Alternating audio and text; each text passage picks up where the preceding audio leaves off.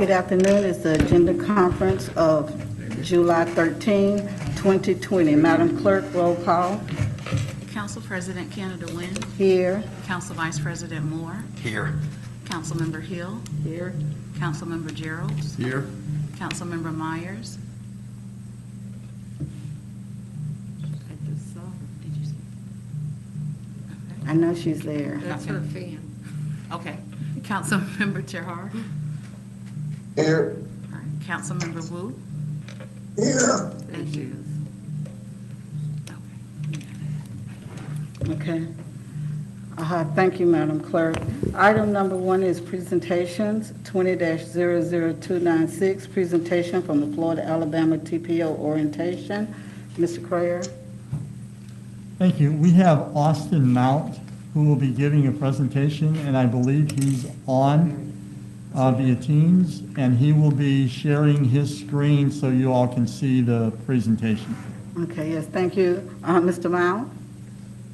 Yes, thank you, Councilwoman and council members. It's nice to be with you today, although certain circumstances, it'd be a better day if we were in person, but don't mind giving this presentation virtually.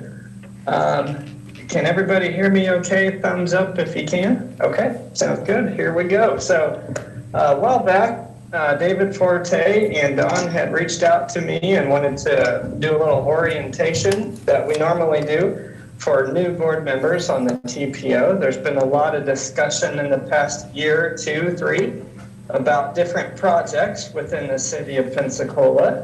And so we're going to do this orientation. We typically give about a 2-hour orientation, but I'm going to condense it down to about 10 minutes. So forgive me if I breeze through this quickly, but here's what we're going to do. Okay, can everybody see my shared screen okay?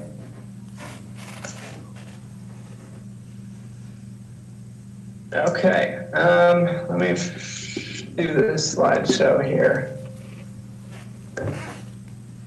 Okay, so as most of you know, most of you are on the board of either the Emerald Coast Regional Council or you are on the board of the Florida Alabama TPO, so you know me, you know a little bit about our organization. But our mission is to preserve and enhance the quality of life in Northwest Florida. It's pretty much that straightforward and simple. A little background about the Regional Council. There are 10 regional planning councils across the state of Florida. We were all created under Chapter 186 of Florida statute. Our main mission and purpose is to provide planning and technical assistance to local cities and counties. Regional planning councils are a multi-purpose regional entity, meaning we can do a whole bunch of work, different facets based on the needs of the region. And our specific council was founded in 1964. A little bit about our board of directors. As the photos there, our council chair is Casey Cutchins. She is out of Freeport, and our vice chair is Mayor Dick Rynearson of Fort Walton Beach. That is our ultimate board of directors. The way the appointments work is counties above 150 in population can appoint 2 members. Counties under 150 can appoint 1. Cities can appoint 1 upon a paid membership. And then the governor of Florida gets to appoint the remaining seats, which typically are about 10 to 20 in number. This is our service area. We extend from the Alabama state line on the far western and northern sides all the way to Holmes, Washington, and Bay County. One of the big perks about our organization and our structure is that we are an extension of city and county staff. And basically, you do not need to go through an RFP process to access our staff or our general planning consultants, which are HDR and Atkins at this present moment. So if the city was to need any kind of grant writing, planning, GIS work, public involvement, housing and environmental work, we can do that again as an extension of staff. So we can do a handshake agreement. We can get our people in place. And a lot of our cities will take advantage of this from time to time. You might be going through personnel transitions. You might have a special project. And so sometimes we have an expertise that, again, we just offer as a by hour basis, or it can be a job. It can be however we're here to benefit our cities. Some of our most famous activities we've engaged in our grant writing and our proposal submission. These are photos from Pensacola, actually, directly. A $250,000 grant to move underwater pilings in Maritime Park. The $12.2 million Economic Development Administration grant that we helped the city receive for the airport. The BARC program, which is now the Pensacola Perdido Key Bay Estuary Program. We were part of that effort as well. And some of our other grants across the region, some more notable ones is the Port of Panama City. That one we helped secure some funding for a dome warehouse. It's not hurricane proof, but it is hurricane resistant. And then also some transit line operations over in Walton County. So again, we kind of like to hang our hat on grants. We feel that grants is the most benefit to a lot of our cities and counties out there. And then our biggest bread and butter is the transportation planning. And that's where I think most of you are engaged with us under that. And with that, we staff the region's TPOs, the Florida Alabama TPO, the Okaloosa Walton TPO, the Bay County TPO, and our commuter services program called Ride On, which many of you probably have engaged in from time to time, and also our transportation symposium that most of you have attended as well, and we appreciate that involvement. It's a great networking opportunity. It brings a lot of the region's players, not even just the region, but the state, sometimes even on a national level together. So let's jump into the TPOs here. As you can see on the map in front of you, you have the Florida Alabama TPO on the far western side, which encompasses a small portion of Baldwin County, Alabama, Escambia County, and Santa Rosa County, the Okaloosa Walton TPO, which abuts the Florida Alabama, and then the Bay County TPO on the far eastern side. So let's talk about the role of metropolitan planning organizations, and these are MPOs. They're also referred to as TPOs. We call them TPOs for whatever reason. Most of the country knows them as MPOs, but they are interchangeable as far as the name goes. Again, we refer to them as TPOs. So the federal and state law requires that an MPO or TPO be designated in each urbanized area of the population of 50,000 or more. And so the basic premise behind that is when you hit a population of 50,000, have multiple forms of government. You'll either have two cities, a city or a county, or multiple types of local governments involved in the area.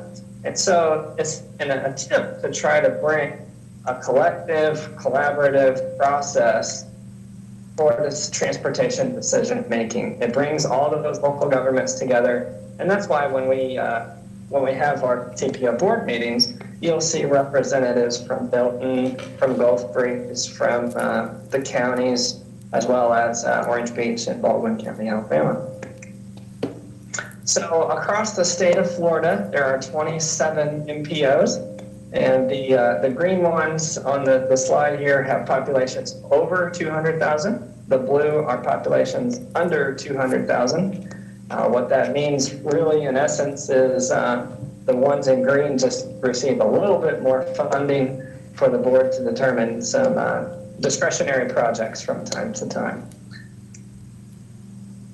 When we get into the crux of the TPO, we have the TPO board, which many of you are involved in.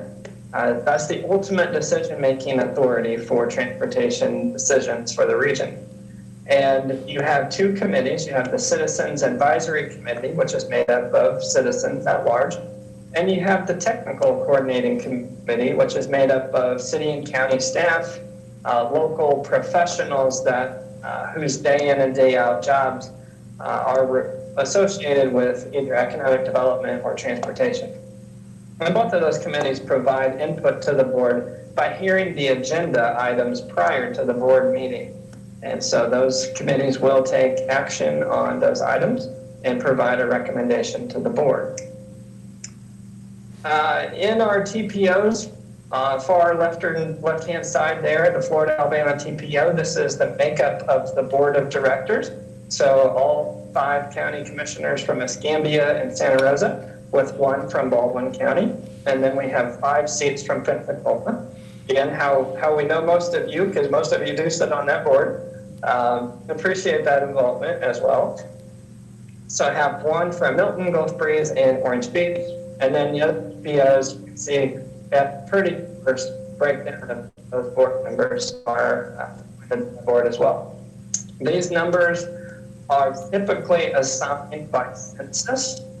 So as the current 2020 census finishes and we go through a process called reapportionment, we will see if any of these seats changed. Florida statute limits it to 25 total. So we do have a little bit of room to grow in the Florida Alabama TPO as far as more seats. The board can take action at any time to add if they so choose. Really, the board has a lot of authority in both the functioning of the TPO and transportation projects.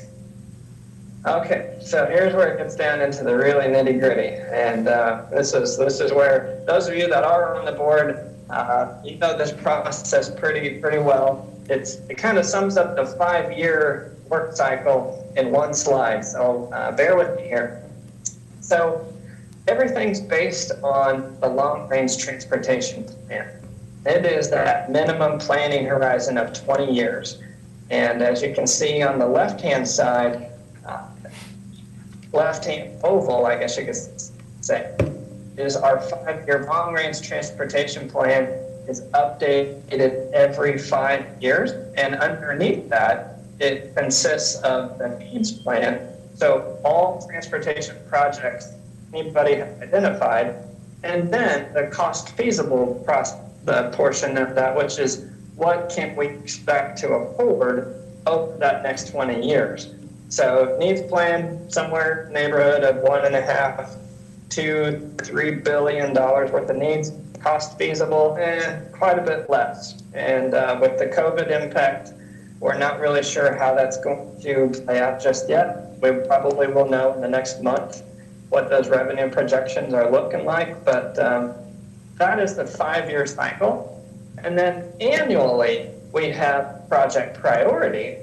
So when we hit that cost feasible, we have to determine what priorities is the TPO going to submit to FDOT for funding consideration.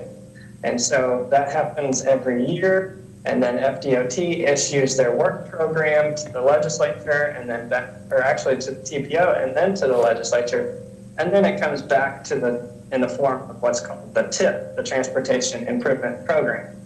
That's kind of like how a bill becomes a law, and the fish starts out in the pond and tries to get to the lake. This is how transportation projects start. They start from a need, they start from an identified need, and work all the way to DOT's work program.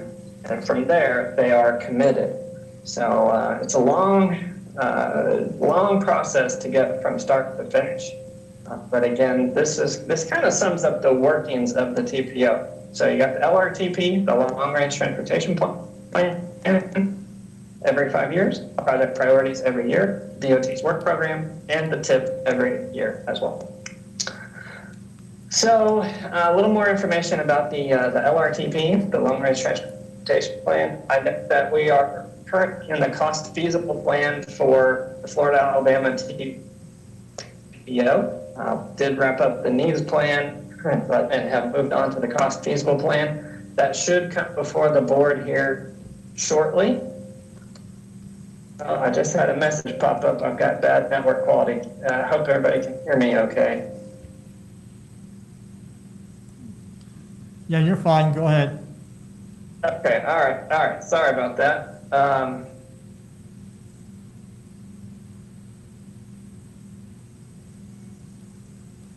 Okay. So the TPO will be adopting that LRTP here shortly. And again, it consists of all the needs and what can we afford.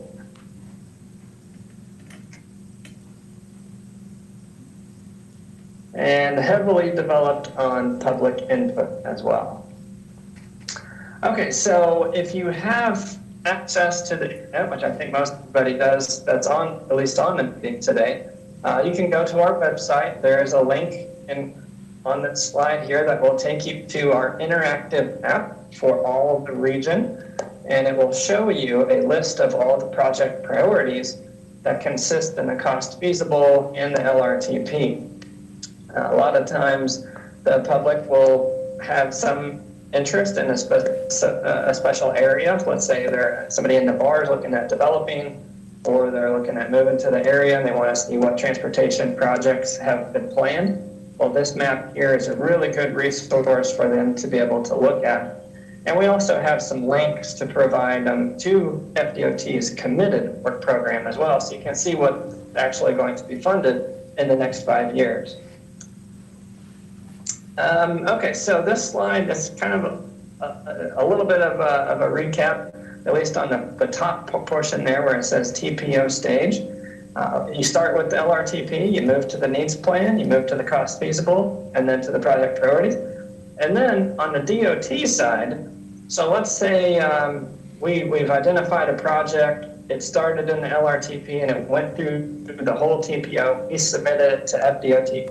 Well, FDOT will typically, if it's a high priority, they'll put it in their 5-year work program, and it'll start at either what they call a PD&E, a project development environmental study. Once that's completed, they'll move to design.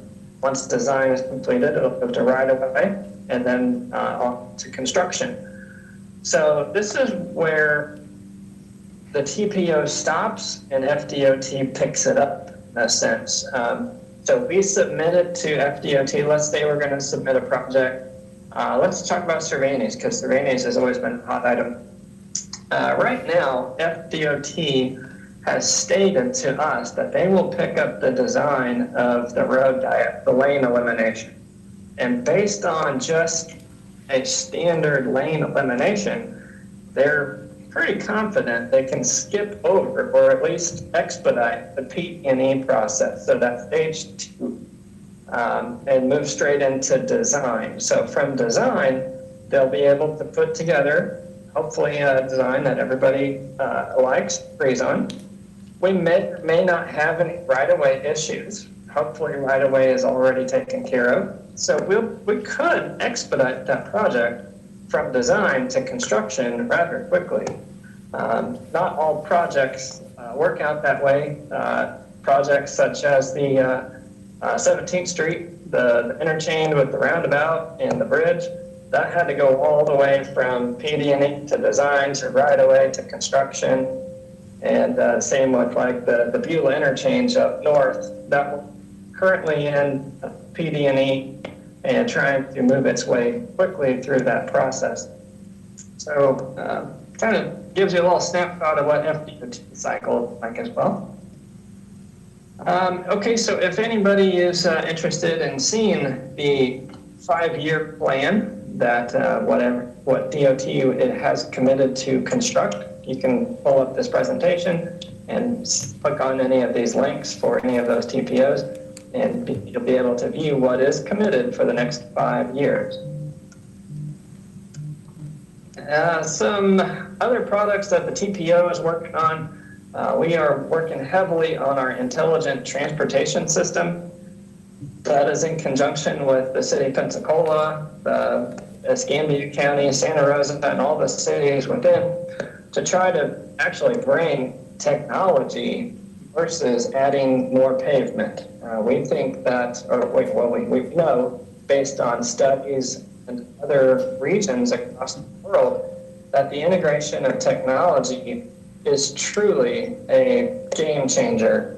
It has the ability to impact traffic positively, it has the ability to save lives, it has the ability to build a city of tomorrow by integrating so much technology into the network of the whole entire community.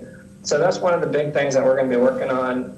The TPO has taken the lead. The board has previously adopted a resolution stating that TPO would lead that effort, and we appreciate that. And so that is underway.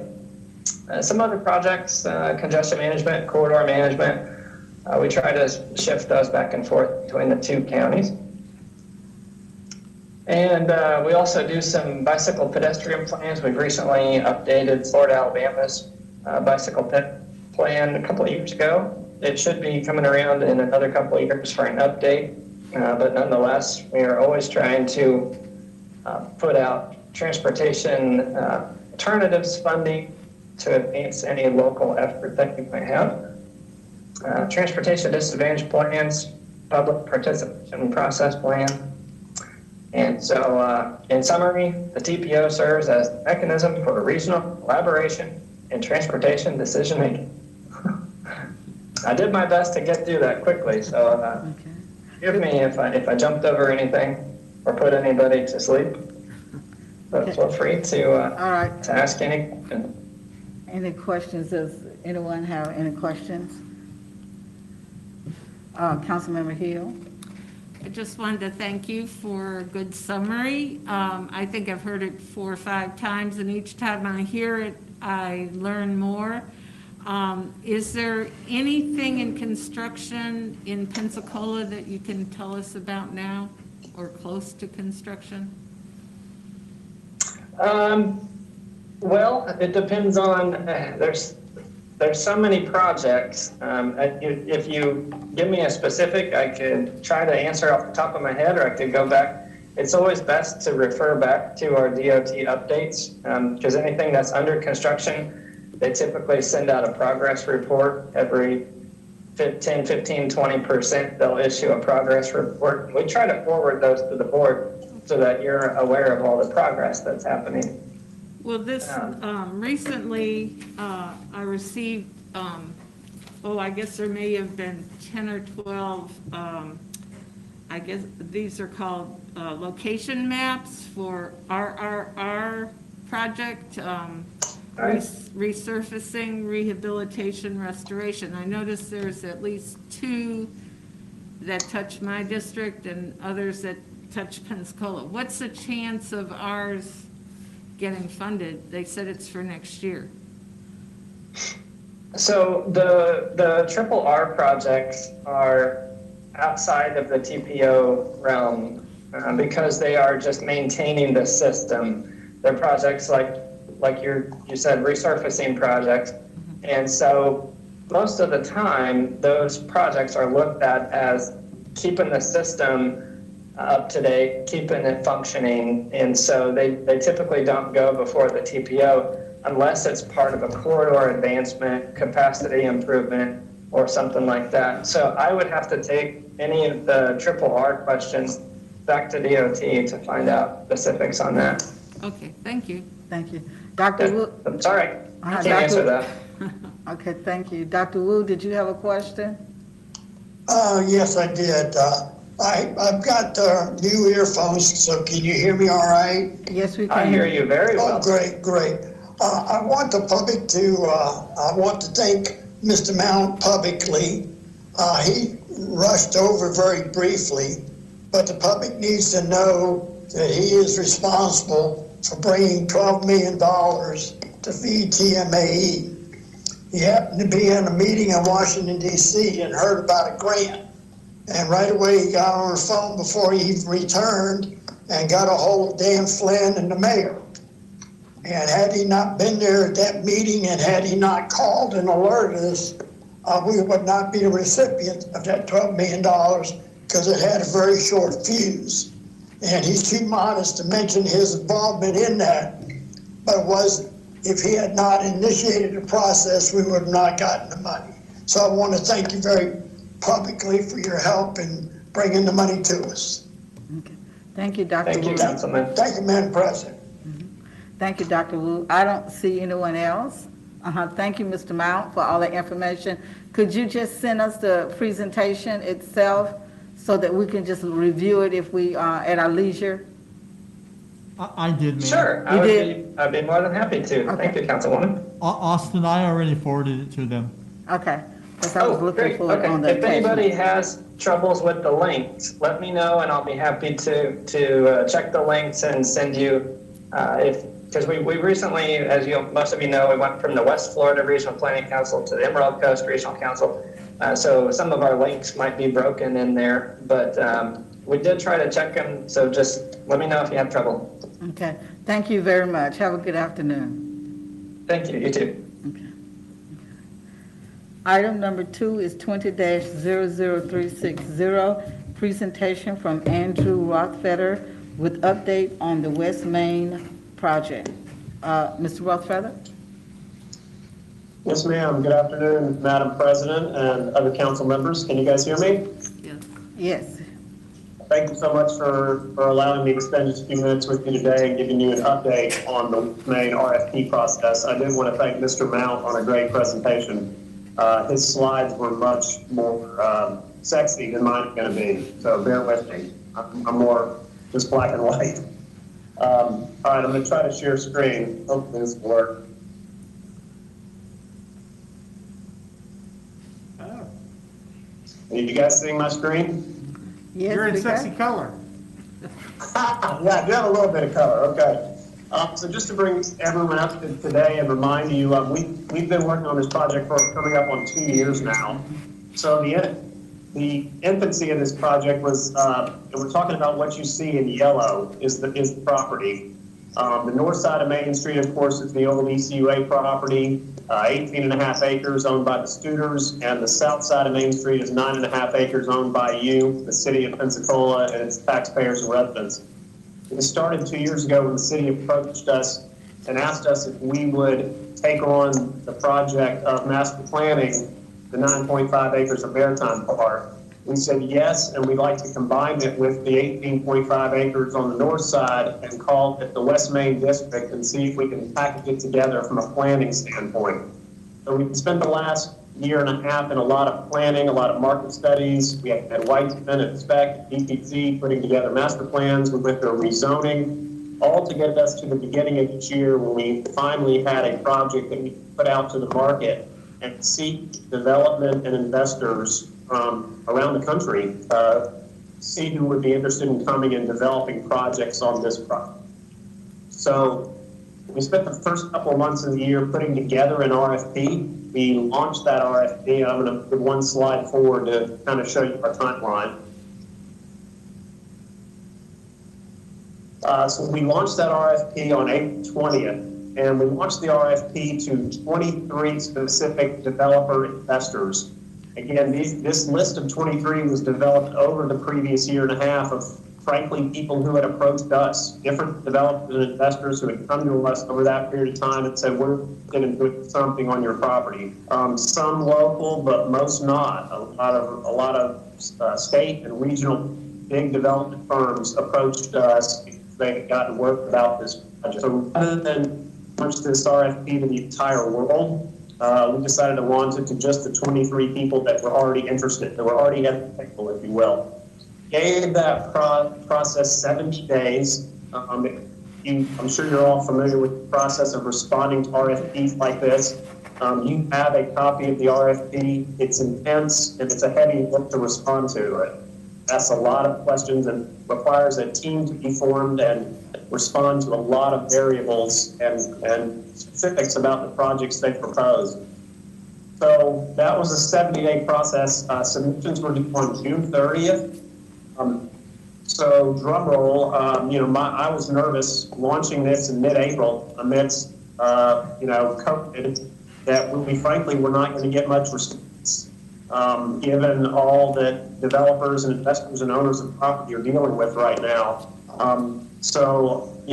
I had my fingers crossed that we got really any response at all. The punchline is, as of June 30th, which was the end of the process, we received 6 full-scale development proposals from 6 different developers. So during that last couple of weeks of June, we decided what we needed to do was form an independent review panel to review these RFPs and make recommendations to the city and to the supers. So you'll see it on this next slide. This is a panel that was put together starting about 3 weeks ago. So this panel was thoughtfully considered and put together to accomplish a few different things. First of all, we wanted expertise on the panel who was capable of having the subject matter expertise, knowledge to be able to read, review, and understand development proposals. The standpoint of architecture, engineering, contracting, design, community involvement, finance, accounting, banking relationships.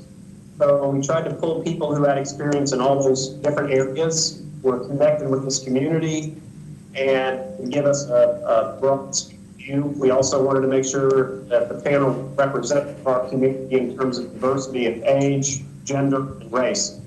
So this is your 8-person panel.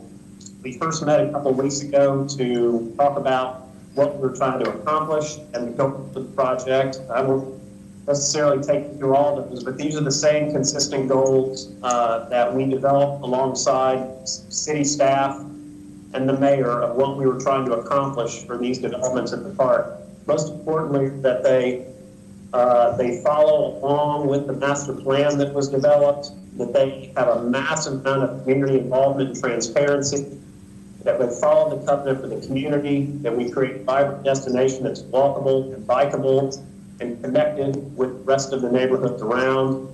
We preserve public space and green space and even enhance that.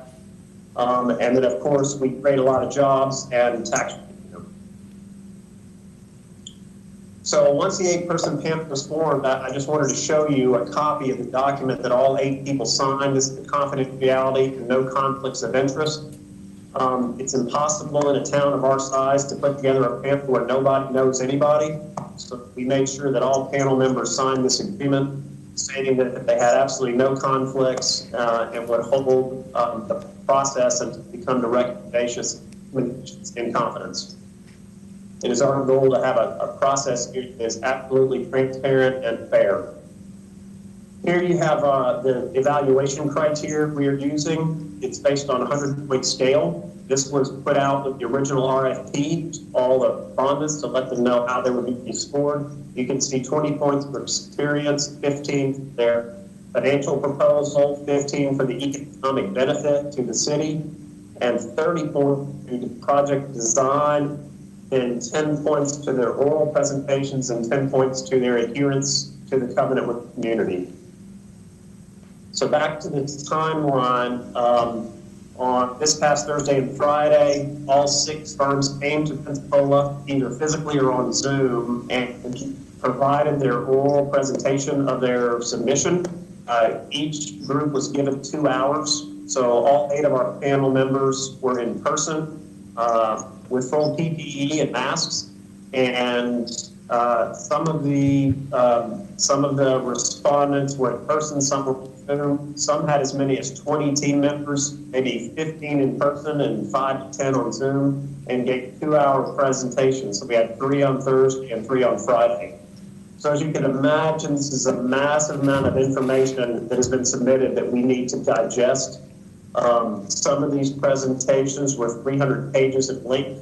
You can imagine 30 or 40 pages of those are spreadsheets. So now the panel has work to do, which is to spend the next 2 to 3 weeks doing that next level of due diligence. So it's a lot of study, a lot of follow-up, a lot of reference checking, and ultimately by August 21st, our desire is for our committee to come with a unified recommendation and deliver that first to city staff and say, here's the plan, the developer or developers that we recommend, bring that to city staff for development review, and then hopefully by your next council meeting on August 29th, along with that development review committee, we'll be coming to you with a recommendation of the developer or developers that we suggest move forward with.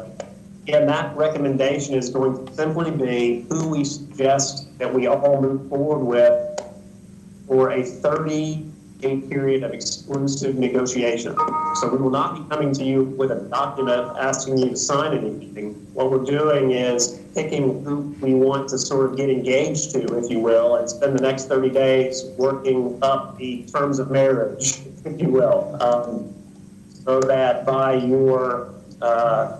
the end of September, do have something in a contractual form that hopefully will work with city staff in those negotiations to come back to you in October so that we can actually enter a legally binding agreement with a developer or developers to begin serious work on developing all of those parcels at Maritime and ECUA. So that's really where we are in the process. Thank you for allowing me the time to give you an update, and please let me know if you have any questions. Okay, do we have any questions, Mr. Mayor? I just simply wanted to thank Andrew and his team for doing this. I think what we're going to get, I think is again, as they evaluate, and I really appreciate them also.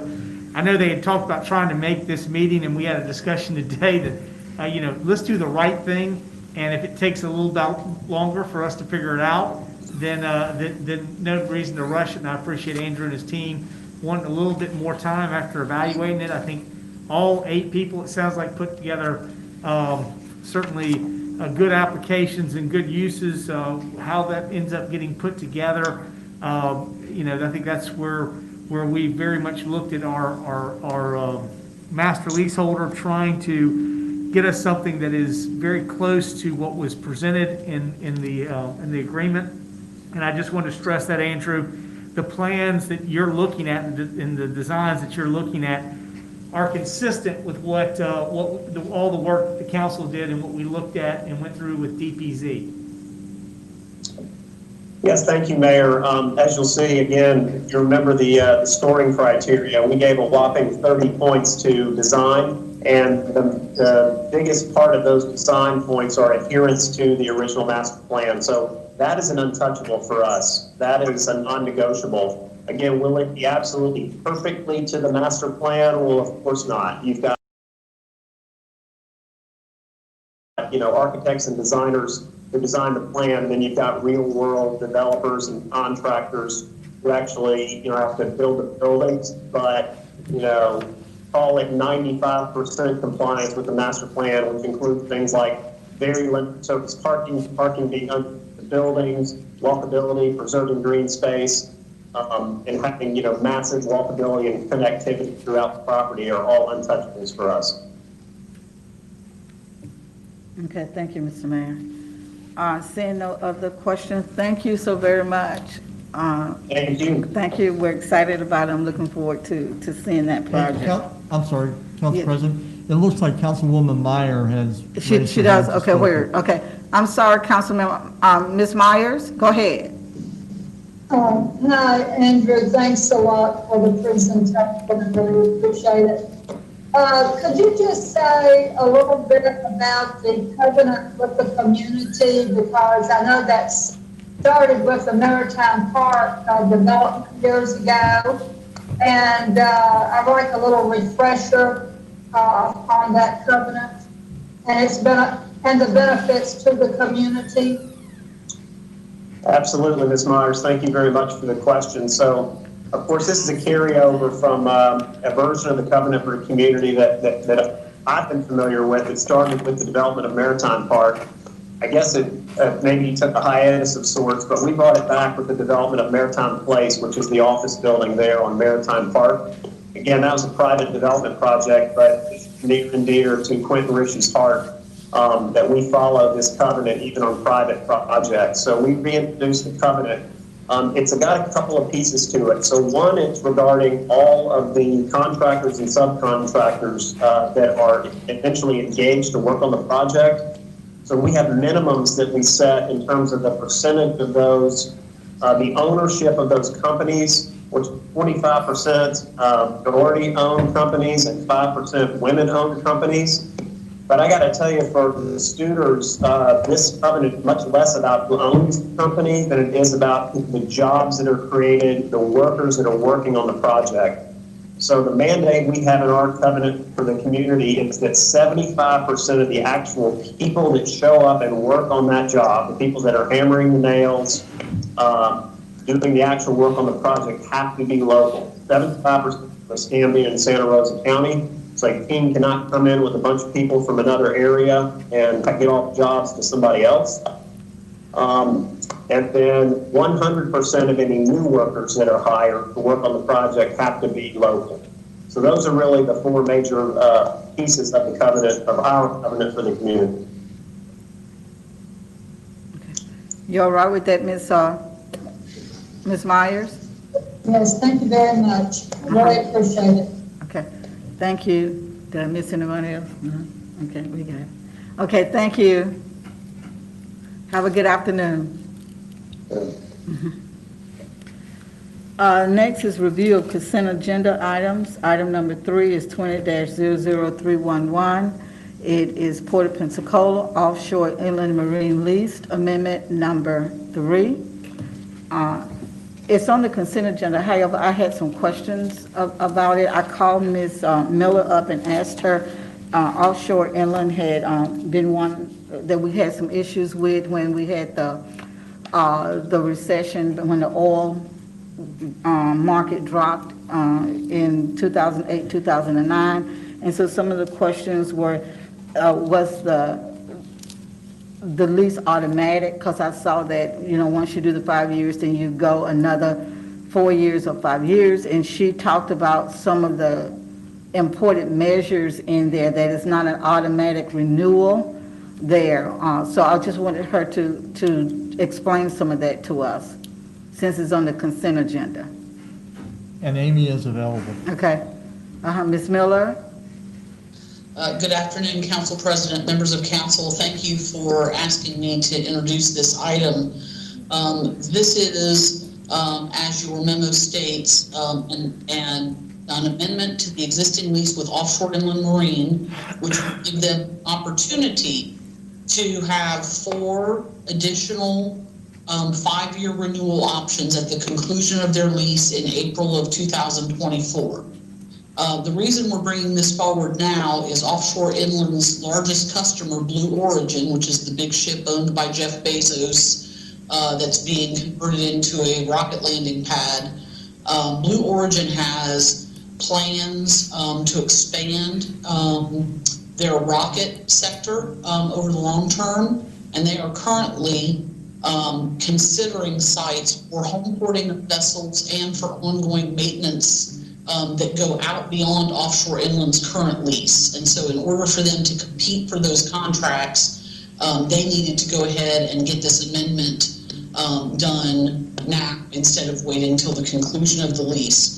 If you'll turn to page 2 of the proposed amendment, I'll just run through the 4 or 5 bullet points with you.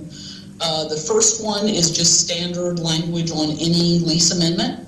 Item number 2 provides for the 5 additional mutual option renewals.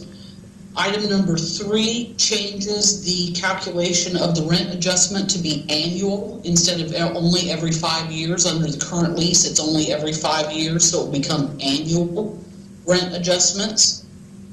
Item number 4 extends Section 3B to apply to all remaining renewal terms, which is terms 3 through 7, and that is what Council President Canada Wynn was talking about. In order for Offshore Inland to qualify for a renewal, they have to meet a number of conditions.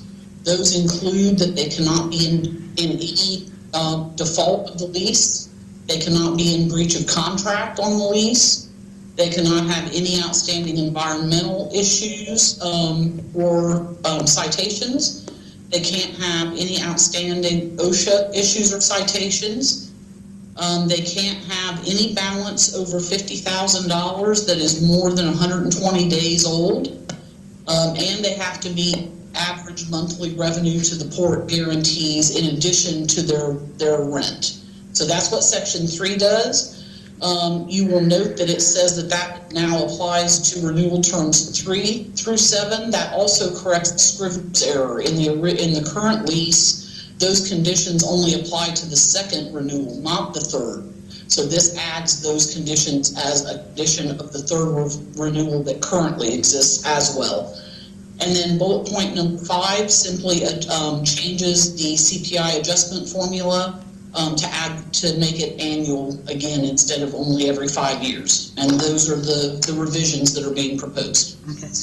Okay, thank you, Ms. Miller. Are there any other questions from council? Oh, yes, Mayor Robinson. I just want to clarify too, from Amy's standpoint, the issues that Offshore Inland had was more related to their tenant, who, when they had problems, and with this tenant, their Blue Origin, they've got opportunities to expand. So that's really what we're trying to do. Okay, all right, thank you. Thank you, Ms. Miller. Thank you, Madam President. Item number 4 is 20-00317, interlocal agreement for the use of the Escambia County Raymond Riddle Park by the City of Pensacola between Escambia County, Florida, and the City of Pensacola, Florida. Mr. Mayor, just one quick question. Are we having all baseball at this park for the county? So all baseball games and T-balls are at this park and none are at Bill Gregory? I don't see Brian Carruth in here. Brian? Brian's monitoring. Okay. Yes, I'm here. Councilman President, council members, and mayor. The T-ball and baseball season this summer that would normally be played at Raymond Riddle and Bill Gregory have been canceled. So we won't be having this year there. However, we do utilize that park for a lot of our rental programs that just otherwise go to other facilities and overflow sites for practices and other things when we are playing sports, and whether that be football, baseball, and year-round sports.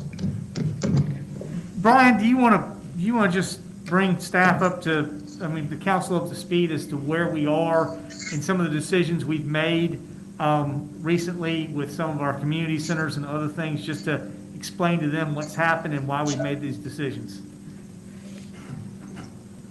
Yes, Councilman President, if that's your desire at this moment, I'd be glad to do that. And Mayor also. So last week we had at each of our community centers at least one staff member test positive or go home sick with symptoms that we felt like were COVID related. And so we made the decision that it was best for the kids who were coming to our facilities, as well as our staff who were there working with the children, to cancel the remainder of summer camps that were housed all day indoors due to the fact that it was becoming too much with the numbers in the county and statewide. We just felt like it was the best decision. And I consulted with city administration and they all agreed, so we made those decisions. Things that are still going on outdoors primarily are still open.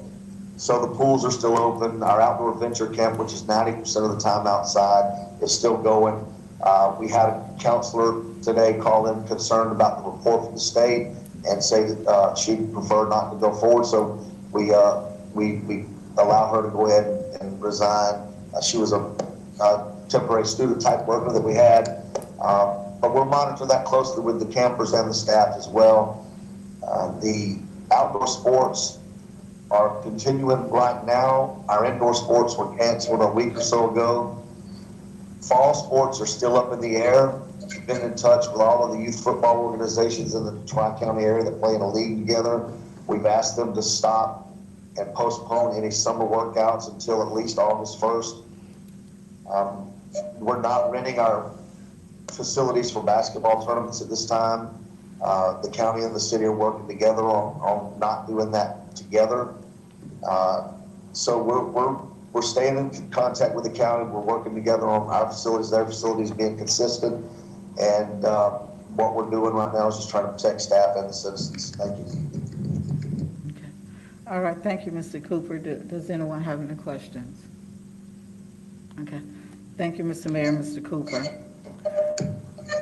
Okay. Item number 5 is 20-00323, awarded bid number 20-045, Pensacola International Airport Customs and Border Protection General Aviation Facility.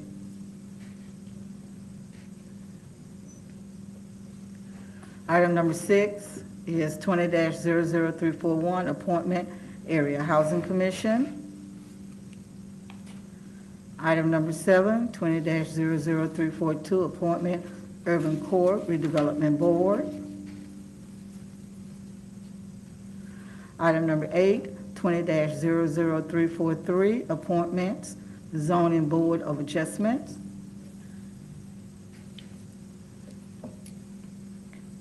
Item number 9, 20-00354, naming of Hitzman Optimus Park Disc Golf Course, hole number 1 in memory of Matthew Brazil. Item number 10, 20-00358, dedication of Cordova Square Park bench in memory of Samuel W. Behrman. Item number 11, 20-00371, referral to Planning Board, proposed amendments to Section 12-6-4 of the Land Development Code, LDC. Item number 12, 20-00312, Florida Department of Transportation, FDOT, 9th Avenue Bridge Lighting Maintenance Agreement.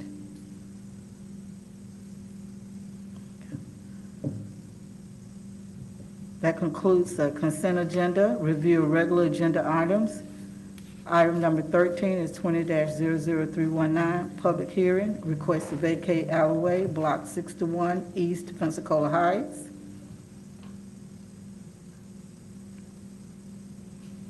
Item number 14, 31-20, proposed ordinance number 31-20, vacation of alleyway, block 61, East Pensacola Heights.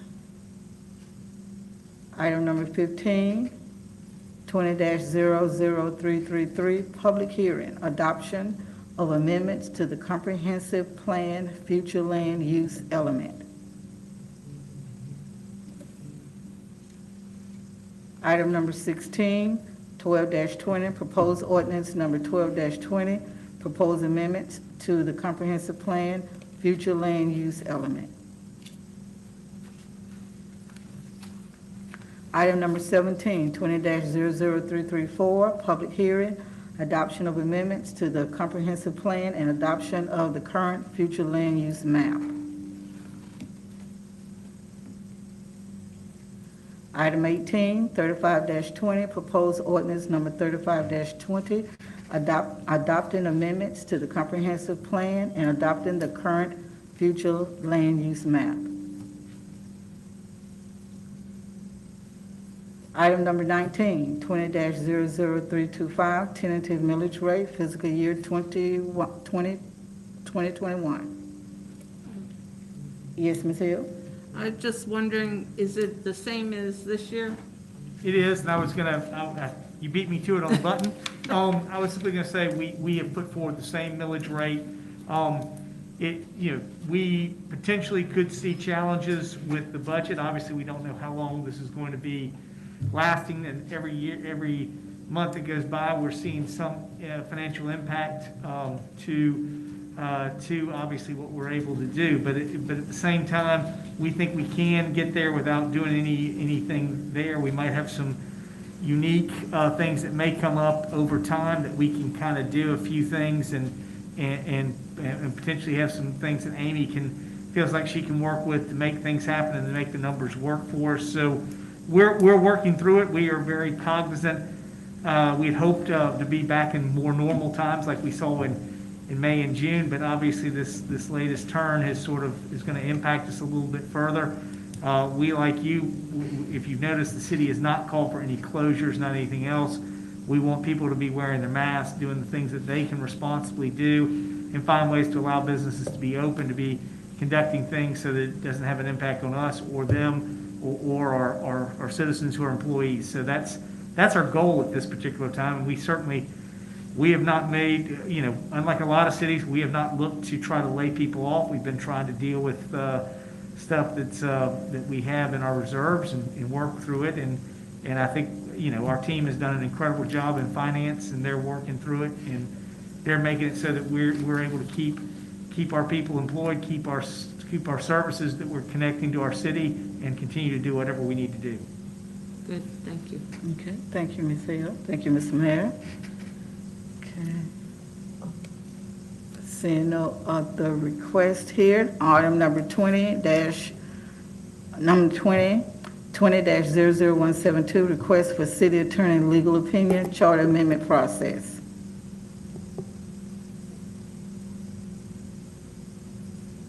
Okay. Yes, Ms. Wolf? President Canada Wynn and council members, I'm not sure if Councilmember Myers would like to speak to this since this is her item. My understanding is that this item started out as a request to get an opinion from the Attorney General's office. And the Attorney General's office was very clear that it will not render an opinion on a matter if the municipality has an attorney that has not first rendered an opinion on the issue. This issue has not come to me directly. It's come indirectly in this method through the city council meeting. So I don't know if Ms. Myers would like to speak to it or give some further background concerning it. I've got some questions that I would like to understand better. Ms. Myers? Yes. Ms. Myers, we're on the item for the request for a legal opinion about charter amendment process. There's some questions by the attorney in reference to the request. Okay. Madam Attorney, would you like to ask any questions, or would you like for you and Councilmember Myers to get together to determine what exactly is the need? I think the latter would be best. I would like to actually find out what's prompted this question and what's needed rather than, the entire council's time and space. If Councilwoman Myers would like to have a conversation about the question, the hypothetical that's being posed and such, I'd be glad to have that conversation.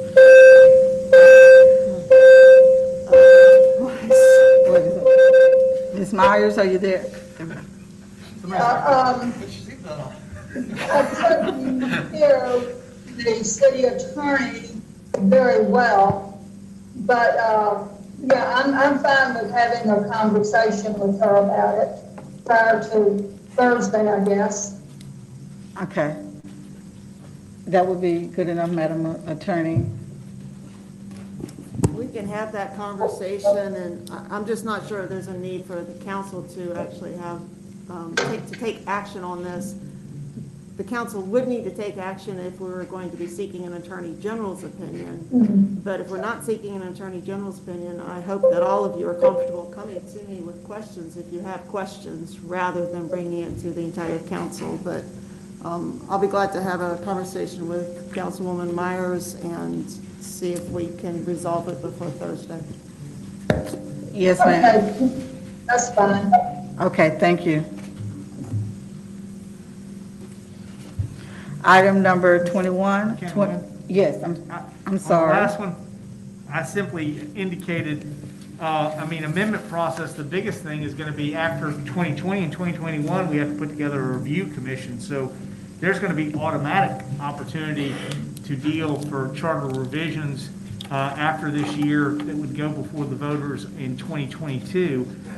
So I'm not exactly sure what prompted this either, but again, I think we all know there's going to be a process for charter amendments and opportunities to come at 2021, and we'll be putting together a commission for that. Madam President? Yes. This item speaks directly to a referendum process within the charter amendment process. But I think a discussion between the city attorney and Councilmember Myers, we may be able to iron that out. Okay, thank you. Item 21, 20-00322, Sand Spur Development LLC, Ground Lease and Development Agreement Amendment Number 1. Madam Yes. President, Uh-huh. I put this item in the regular agenda, although I think it's right to be moved to consent if council doesn't have any questions about it. This item came before council, I think, roughly a year ago, and it actually passed. This involves that property near the airport and Baptist there on 12th Avenue. And they just renegotiated a contract with one of the tenants.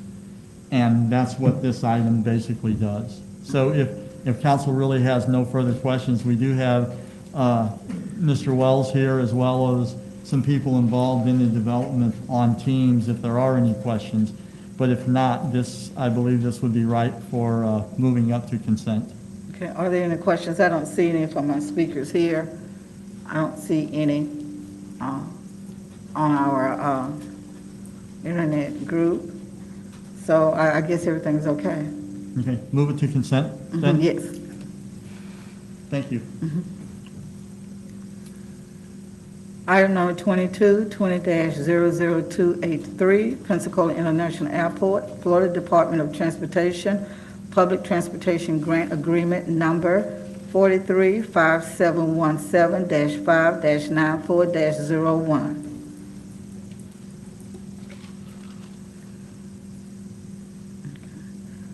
Item number 23, 2020-16, resolution number 2020-16, Florida Department of Transportation, Public Transportation Grant Agreement, relocation of helicopter operations at the Pensacola International Airport.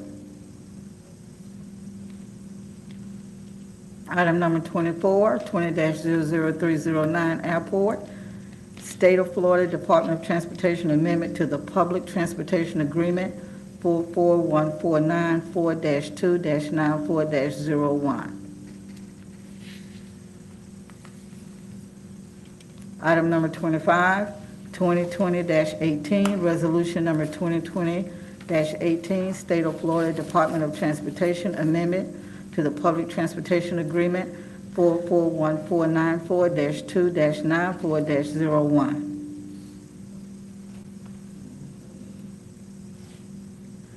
Item number 26, 20-00321, request for license to use right-of-way, 2110 Lakeview Avenue.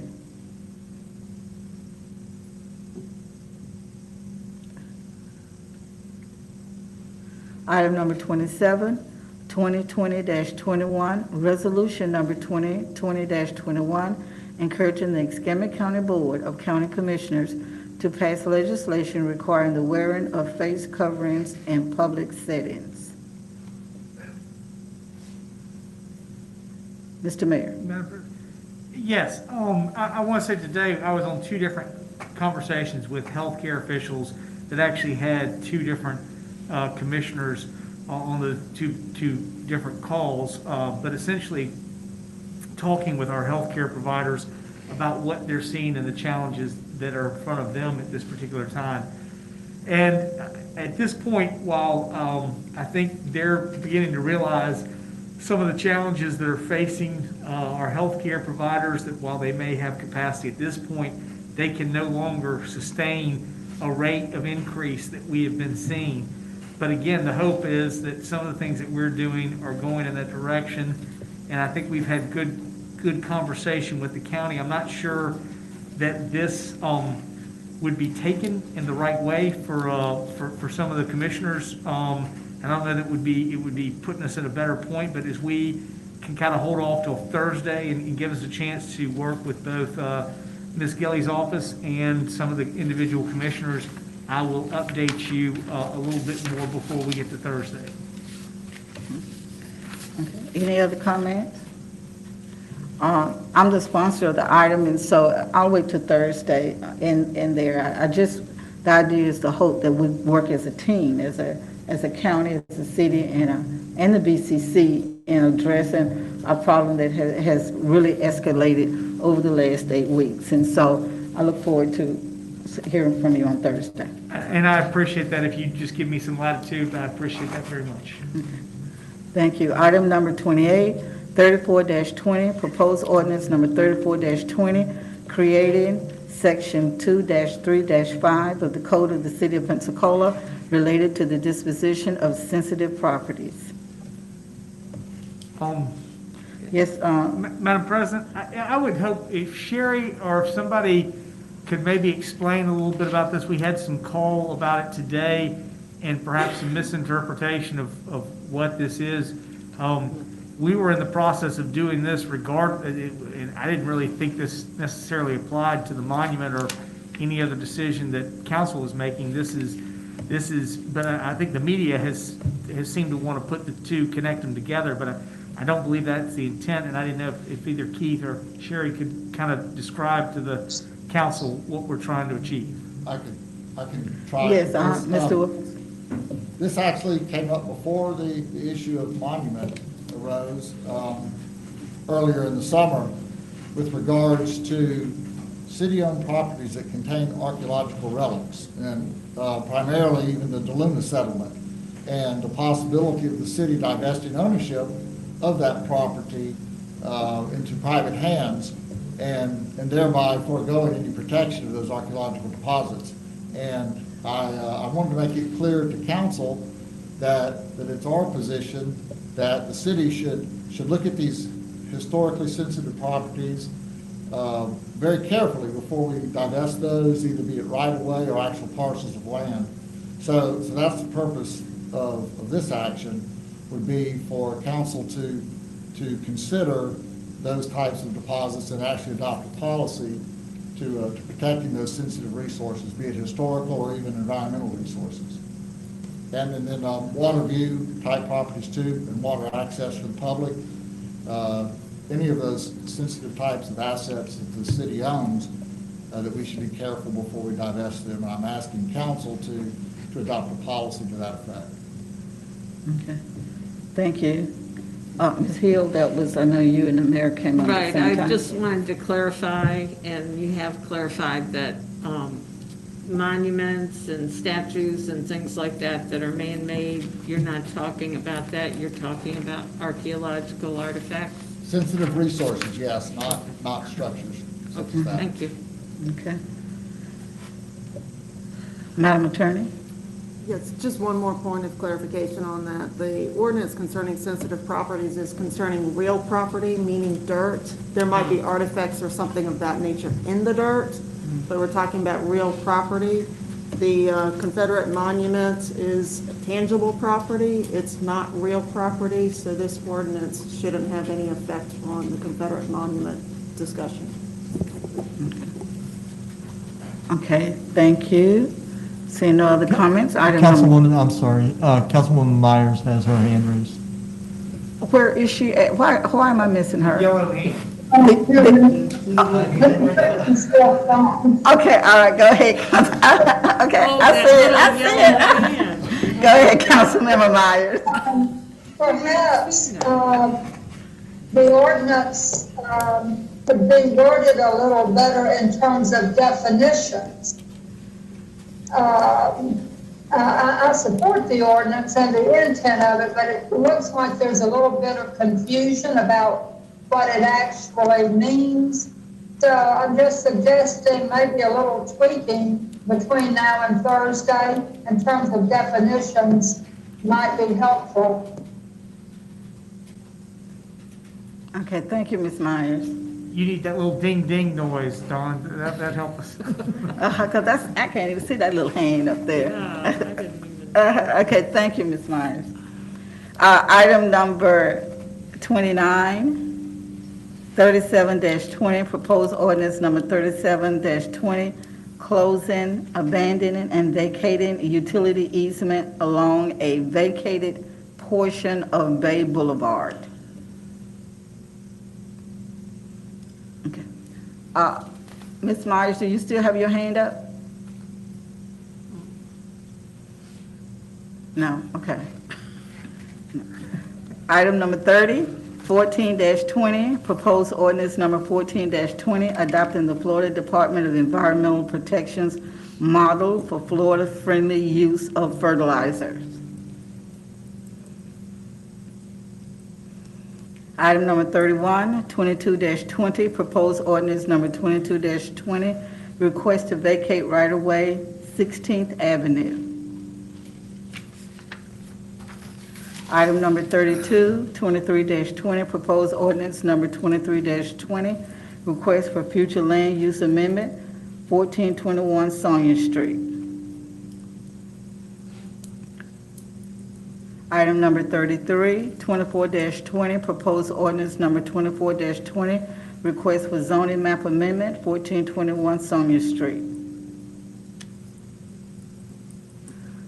Item number 34, 25-20, proposed ordinance number 25-20, request for future land use map amendment, 1700 block Lansing Drive. Item number 35, 26-20, proposed ordinance number 26-20, request for zoning map amendment, 1700 block Lansing Drive. Item number 36, 27-20, proposed ordinance number 27-20, proposed amendment to the Land Development Code, City Code, Section 12-2-4, vacation of streets, alleys, Section 12-12-7, license to use right-of-way, Section 12-13-2, variances, and Section 12-13-5, application deadlines.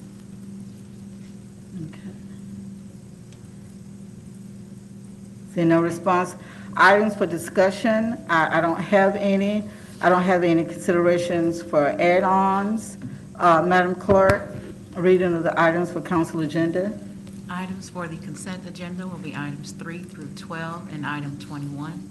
Items for the regular agenda will be items 13 through 20 and 22 through 36. Okay, thank you. Communications, city administrators communication, Mayor. I'm simply going to say, I'm impressed with every meeting you have to do. No one else had to do that, where we have to look at little yellow hands and everything else. But you're doing a great job as we continue to work with this. Overall, had good discussions with hospitals today. They are seeing some things that the rate that we're going at. But I think the good news is we're seeing at least perhaps some of the things at least leveling off at the increase. It looks like we're probably not going to be doubling as much by this Wednesday as we did. We doubled the last 3 Wednesdays. I think anytime you take a public policy position, it takes 2 weeks to really see the impact with COVID. So hopefully we're seeing some of the lessening, but there's no doubt that we've seen a rapid increase in hospitalizations at all 3 of our hospitals, and the challenges that they've had. A number of them were discussed today, that they're getting pushed very much to where they are. But I do think it was good in those discussions to have 2 different county commissioners on 2 different calls listen to some of what those hospitals were going through. And I think we're all in this together. We just got to find a way to bring our numbers down, everybody working together. The one thing we don't want to do is close places. We want people to have the opportunity to go to businesses they need to do. Still everybody be able to work, but do it in a responsible way. Overall, they kept saying it over and over like a broken record. Wash your hands, social distance, wear a mask. That's what they keep saying. If we keep doing that, we'll see what we can do. But I'll let Keith, if there are any other comments from the administration. I would like to add that we're doing everything we can to keep our staff safe and provide a safe workplace for them and a healthy workplace for them.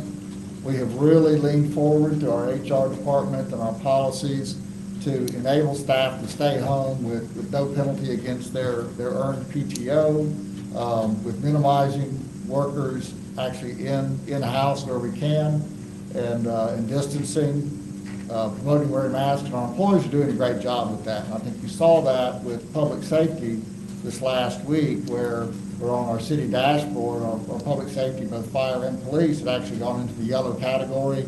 They worked very hard through increased education and modifying some of their operations to bring themselves back into the green level. And so for public safety, that's our primary importance and service.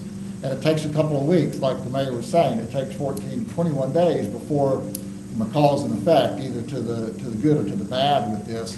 So you don't really know until a few weeks down the road. But public safety's done a great job there, and I just wanted to let council know that we're doing everything we can to keep our employees safe and provide a healthy workplace. Okay, thank you. Any questions for the city administrator or the mayor? Okay, city attorney? No, okay.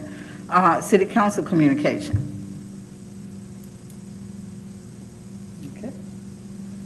Okay, seeing none, I'm looking for the yellow hands, don't see any, all right. We are adjourned, we'll be back, what, 5 minutes? 5 minutes, don't Okay. run away.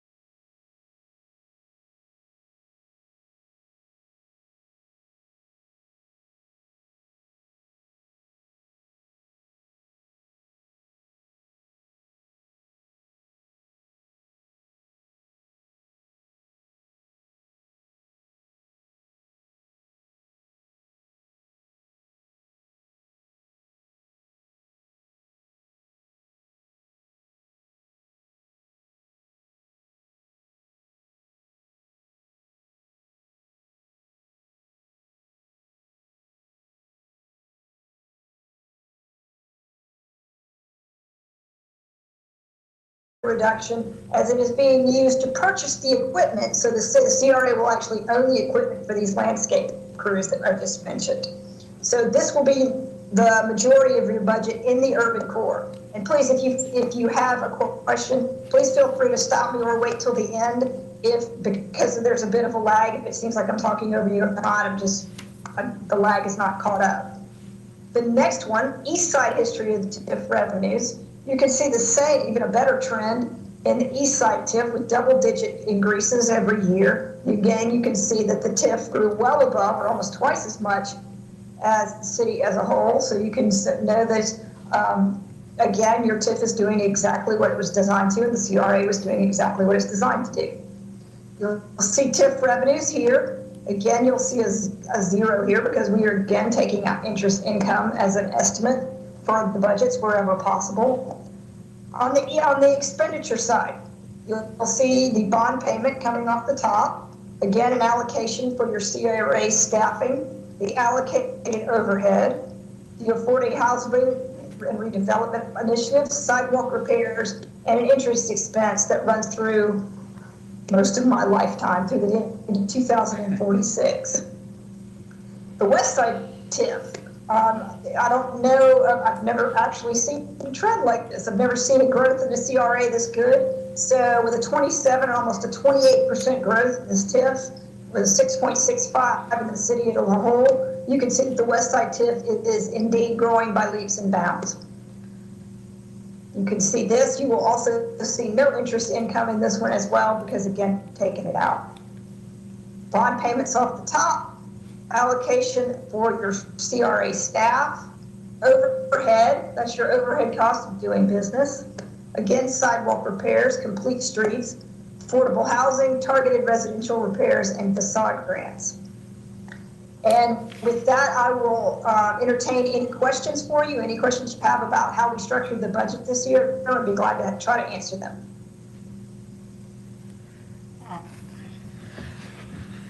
Thank you very much, Ms. Lavoie. That's very well done, very clear and easy to assimilate there. I see Ms. Canada Wynn has a question. Yes, I just wanted to ask, in this year's budget, we see no housing allocation. Is that something that's already been allocated and we'll just wait until expend those particular funds, or it was just no opportunity to put any increase in housing needs for the urban core? There's no targeted increase this year. Again, if there's any fund balance left over at the end of this year that can be brought forward, we can actually increase that allocation when we bring the fund balance forward. All right, thank you. All righty, I see your hand, Ms. Myers. I think you got us muted, Ms. Myers. We can't hear you.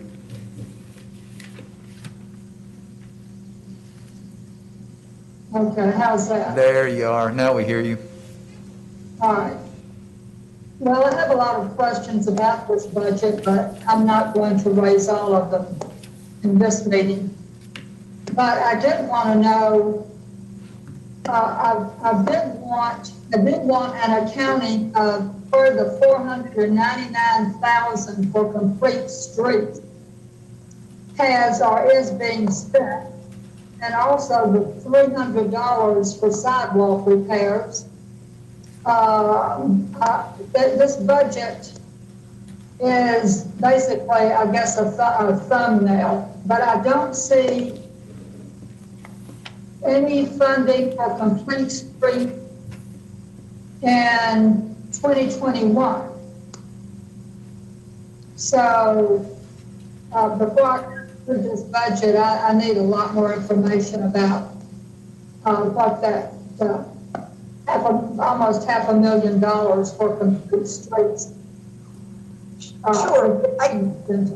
I'm sorry, I didn't mean to talk over you. I can give you an accounting for the complete streets. That's actually a really good question. You see the elimination of this funding. This is a temporary reduction in funding, and it's going to purchase the equipment that we will use to bring on the landscape maintenance crew. Once the landscape maintenance crew is on board, I think you'll be able to see when they start working, you will see a decrease in the amount of litter that you see in downtown. I think you'll see an increased quality of service across the board, anything having to do with anywhere they do landscape maintenance. It is a temporary reduction, and it will come back in the following year in 22. All right, thank you. Ms. Myers, does that answer that part, or do you have a list of things there that you'd like? No, well, I was waiting for my screen to come up here. Okay. Yeah, I just have too many questions about this budget. And so I'm not going to approve it. I'll get together with Amy LaVoy Yeah, and this. and talk to her or Helen Gibson in more detail about this budget. Okay, and that's perfect. This is actually just a presentation. So that's perfect. I'm glad that this will give you opportunity to identify those questions so that when it does come back for approval, that it'll, that opportunity will have materialized. So again, this is just a presentation. So is there any other comments or questions any other board members have? Seeing no hands. Thank you, Ms. LaVoy, very much for the presentation and explanations there. We do have one additional presentation here for item 3, 20-00314, Downtown Improvement Board DIB Mid-Year Update and Work Plan. Who will be giving this? Okay, Ms. Deese, are you giving this presentation? Actually, it will be a combined effort. President Moore, CRA Board, thank you for allowing us to take up your time this evening to give you a mid-year report on what the DIB has been doing for the past 6 months. Mr. Hayden Slater is going to give the presentation, and I think a copy has been put in your packet, and I'll answer any questions that we have at the end. Excellent. The floor is yours. Great. Thank you very much. Just need to share my screen.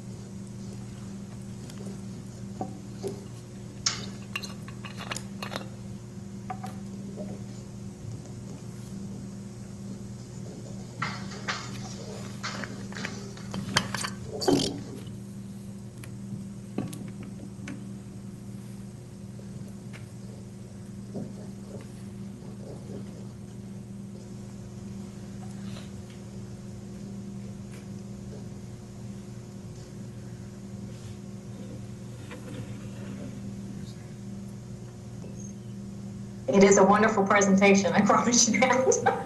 I see what you're doing. You're building our anticipation. Yes. Freddie, are you frozen?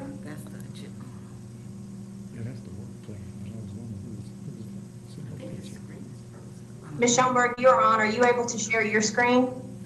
It appears Mr. Hayden Slater is frozen.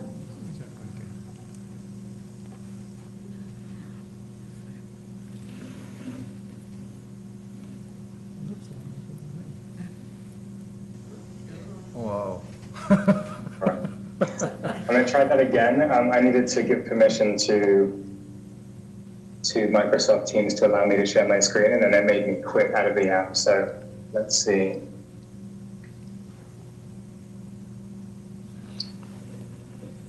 Okay. Am I presenting my screen now? No. Nope. I may need some help on this one. So let's try again.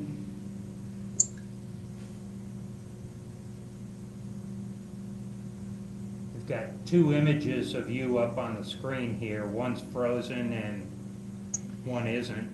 So I'm wondering if you need to pop out of the meeting real quick and then pop back in. Yes, I might try that just one more time. Sorry about this, guys.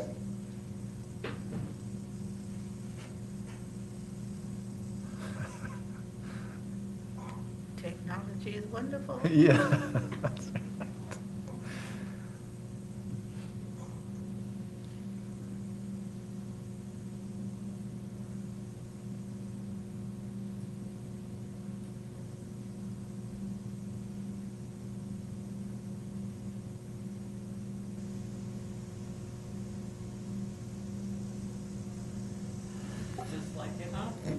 That's right.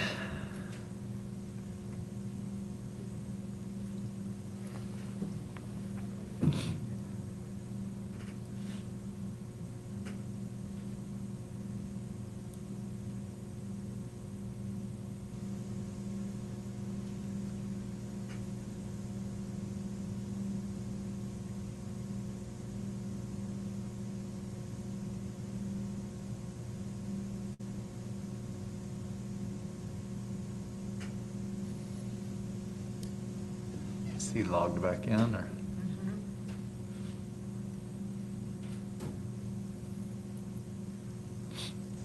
My sincere apologies. Do we want to come back to this? I don't want to hold y'all up. Y'all got through Yeah. city council so quickly. We don't know, yeah.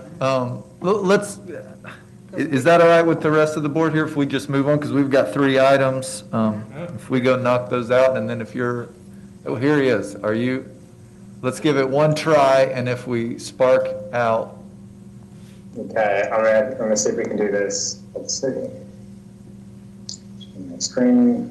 We're all crossing our fingers here with you in support. Oh, third time's the charm. Yay! Our anticipation is so high. This is going to be great. We have to, yeah, kind of love technology. Okay, so I will try and go through this efficiently to make up for some of that lost time. Thank you for putting up with me there. So the Pensacola Downtown Improvement Board Mid-Year Report, taking a look at the work that was done between October 2019 and March 2020. We'll go right into it. So I won't read all of this out to you, but basically FY 2020 started in a very different world to the world that we're in right now. It was a time of excitement with lots of different arts and cultural events. We had 12 new businesses open downtown, and we had a lot of great things happening around the holidays. We launched a $1,000 All I Want holiday giveaway to spur more retail shopping throughout the holidays, and then in the new year, we had a couple of fun events like Pensacola and Pensacola Mardi Gras, and the DIB decided to make safety a primary focus for the beginning of the year and launched a couple of initiatives that I'll go into in a little bit more detail. Then as we approached March, with COVID-19 hitting, the DIB was already poised to be focusing on safety a lot. So we were already in a pretty good position to be thinking about this stuff, and one of our primary concerns was the economic impact and making sure that we were able to continue to support downtown businesses and make sure that people who love shopping downtown were still able to support their favorite businesses, whether it's through curbside pickup service, through online shopping, or buying gift cards and things like that. While change is unavoidable, I just want to read this last bit out. The DIB's mission to enhance the district's quality of life and economic success by creating a cleaner, safer, and more enjoyable environment remains true. These are the things that we always try and make sure that all of the work that we're doing is rooted in, making sure that we're improving the economic success of downtown, making sure it's clean, making sure it's safe, and ultimately creating an environment that people want to come downtown to live, work, and play. So downtown trends and influences. Back in October, there were a couple of big things going on. We had a lot of Gulf power construction, and this actually was impacting a lot of local businesses. And what was starting to be a little bit of a negative situation actually ended up as an opportunity for DIB to step in and facilitate discussions between downtown merchants who were a little upset with this construction taking place and impacting their business. And what ultimately happened was that Gulf Power came and sat down at the table with us and with downtown businesses, and they agreed to find a solution and actually agreed to go into nights instead. We have been working very hard to make parking simpler and making it easier for people to navigate parking downtown, whether that's just finding parking or paying for it. And we've been trying to do that through creating a comprehensive public education campaign and updating all of our signage so that it's consistent and branded. Statistically speaking, we've got some highlights here for you. In the 6 months between October and March, 43,895 pounds of trash was removed from downtown. I looked it up, that's about the equivalent to 3.5 average-sized elephants. 18 trash receptacles were replaced through a partnership with the CRA. 51 instances of graffiti were removed, and 3,695 work orders were completed. So as I mentioned previously, some key focus areas for the DIB are cleanliness and safety, making sure that this is a beautiful place for people to come and enjoy. And there's a lot of downtown events that take place usually, and there can be a lot of litter left over. So the cleaning ambassadors work very hard 7 days a week to have a consistent presence out there, making sure the sidewalks are clean, making sure that the graffiti is removed. And this is really to supplement the great work that is already done with the city's cleaning services, just to make sure that downtown is kept looking great, and making sure that the city doesn't always have to send people down there after every single event to help out with the cleaning there. Some more statistics here. There were 60 blocks of trees cleaned of beads after downtown parades in FY 2020. We saw over 30,000 separate passport parking app sessions. More and more people are getting used to this idea of using the app to pay for their parking. And 24 hours of customer service training was received by DIB staff members. That quality, that customer service is very important. So making sure that our staff are properly trained and able to give that is important. So there are some pretty big projects that were started on in FY 2020. The Jefferson Alley that was transformed in FY 19 has been built on with some dramatic improvements, including landscaping, lighting, and paint. There's some more stuff happening that I will be getting into a little bit later on this presentation. The DIB also began designs for a puppy pit stop downtown. So this would be a brand new amenity for pet owners to bring their four-legged friends to come and enjoy this rest area and also do a little bit of socializing. So we're excited to debut that, and we're planning on a launch next month, unveiling that on International Dog Day in partnership with the Pensacola Humane Society. In keeping with making safety a priority, obviously making sure that downtown feels safe and deterring criminal activity is a key area of focus, but also making sure that when incidences do sometimes happen, police are able to intervene and respond quickly is important. So we worked hard to make sure that there was a security camera collaboration downtown, making it available for downtown merchants to let PPD know whether they have surveillance cameras, so that PPD was able to then contact those businesses straight away if something is to happen in a certain area of downtown. And also through a partnership with the CRA, 2 new police officers were added to the downtown urban core district. This police presence downtown and having these 2 officers as part of the community, I think really helped build on that perception of safety downtown there. A couple of more projects that were done in FY 2020, or started at least. We had the holiday retail campaign, the $1,000 All I Want giveaway, to incentivize shoppers to submit copies of their downtown receipts for a chance to win $1,000. We received nearly $50,000 in downtown retail sales during that season, and we were able to award one lucky winner there with a downtown gift card. And the winning receipt, if I remember right, was at People's Italian restaurant. Palafox Market, a very, very popular event downtown, brings record numbers every single Saturday. There are a lot of efforts made in FY 2020 to streamline processes for the market. But it had honestly been a little bit out of date. So moving things to an online and digital process was very important. And the DIB worked very hard to make sure that there was an online payment portal for its vendors, an online map for its vendors to help them make sure that they could find their locations better, and also making sure that there was a simple online vendor application process. We'd love to support all of our entrepreneurs downtown as much as possible. And this market not only supports those entrepreneurs, but it supports downtown businesses by bringing people downtown who then go on and explore shops and restaurants. Responding quickly to COVID-19 was a very, very crucial activity that we undertook towards the end of FY 2020. Once we realized that things were going to be started to be shut down, we had to think very quickly about how we were going to continue supporting our downtown property owners and businesses. So we worked hard to put lists together and online shopping guides together using our existing channels, our website, our social media channels. Our public relations efforts really became key during this time. A couple of more fun statistics here. So During FY 2020, 106,680 square feet of parking garage was cleaned.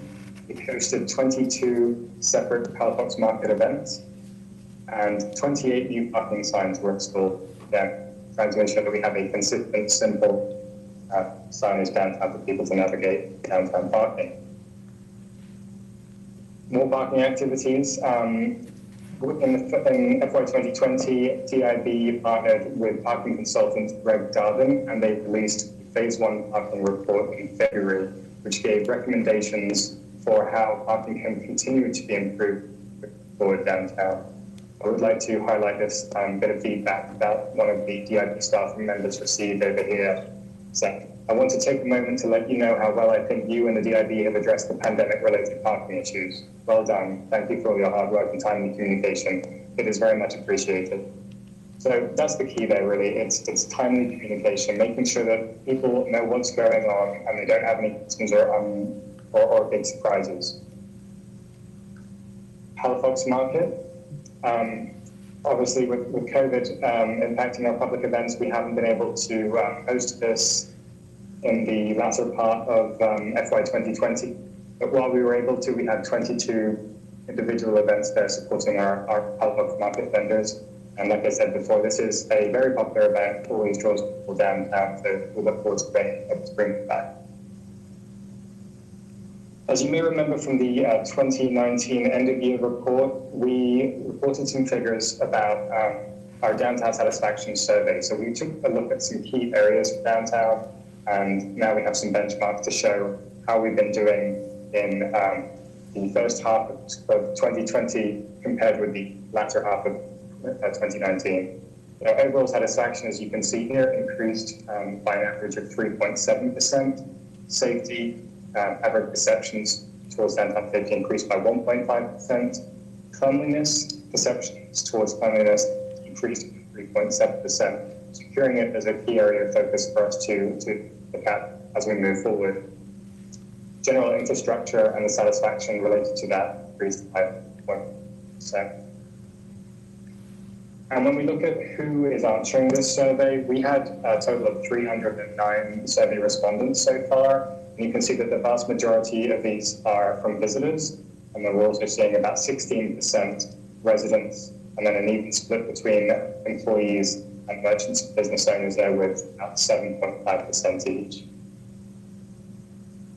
Downtown tourism, we try very hard to create an atmosphere that people actually want to come and enjoy downtown. And during the first 6 months of FY 2020, we did have the opportunity to play host to many great annual events.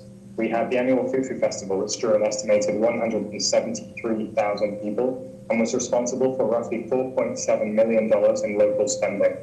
Less than a month later, we kicked off the holiday season with the First City Lights Festival and Winterfest, and that was a 60-day seasonal celebration with an estimated 36,000 people being brought downtown.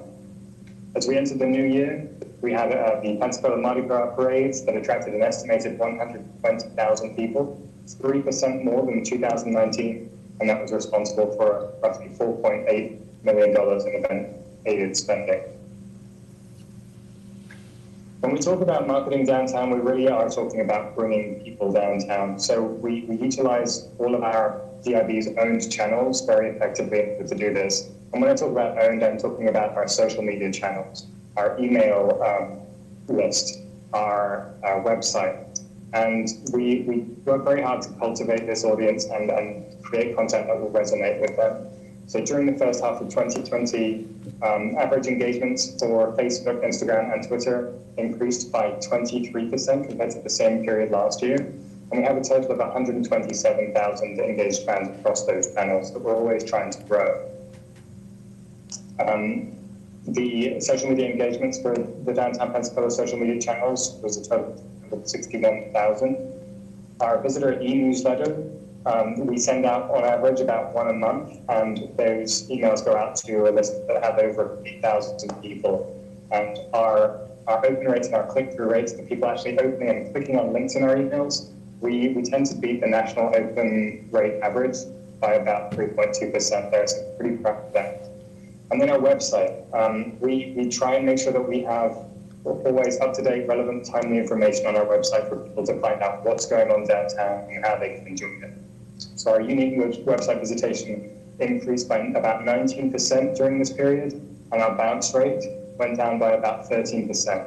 What that means is that when people come to the website, about 30% of them are leaving the website, which is actually a good thing that the number's so low. So we're actually making sure that people are at the website and staying there and exploring what content there is there.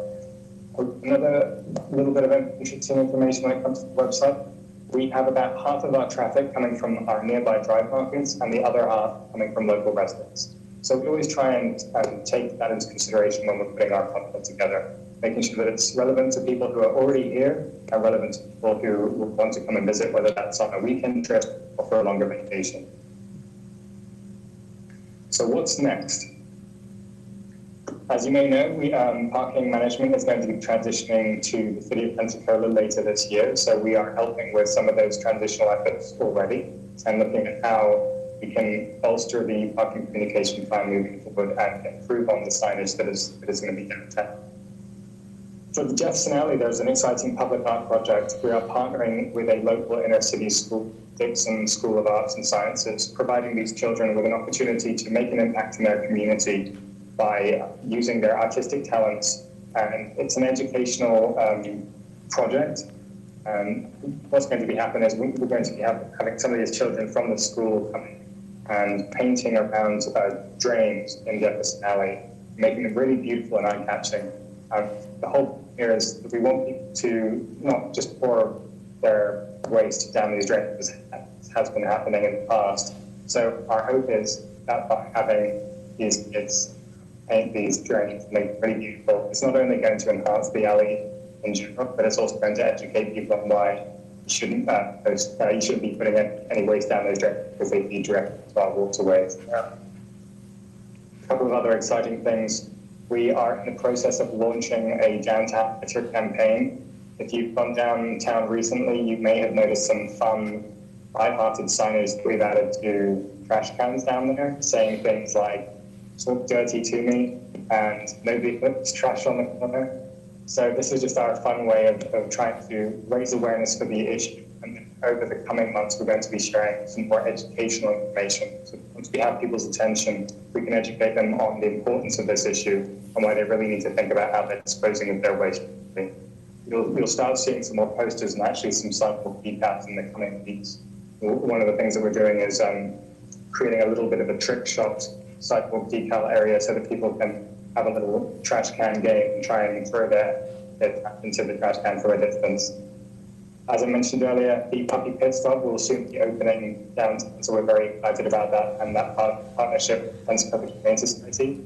We will be doing a donation drive for the Humane Society, so we'll be sharing some more information about today. And then launching a COVID comeback campaign. So this is something that has just concluded, at least stage one just concluded, and we're continuing to spread some of this of downtown. But we created a brand new website. It be found at myheartdowntown.shop. And we have about 50 businesses right now listed on there where people can go and they can click and order a gift card directly from that business. So this is just another way that we're trying to make sure that people support local businesses without having to do a lot of research or work on their part, just making it as easy as possible for everyone. And this is a resource that now exists. It's a website that is online, is staying online. And in order to incentivize some of that shopping at first, the DIB actually matched the first 50 gift cards that were purchased for to $25 value. So those 50 gift cards were claimed quite quickly. And we had a ton of people visiting the website during the first, I think, within the first 9 days. I don't have the number right in front of me, but it was an impressive number of people visiting, and we hope that we'll continue to use that resource moving forward. That concludes our report. I'd be happy to take any questions. All right. Thank you very much. And Ms. Canada-Wynn, I see your light. Yes, I do have a question. Palafox, I know that Gulf Power is doing work, but Palafox, Garden, all the way down to, I guess, near Intendencia, Zaragoza, the road has been all dug up, are they finished in that area, and will they repair that, or is that someone else's department? Gulf Power is responsible for repairing the streets once they're done. To my knowledge, they are not done on Garden or Palafox. I believe they are done on Zaragoza. They are not done on Government. The repairs will probably not be done as far as repaving and everything else until the project is completely finished.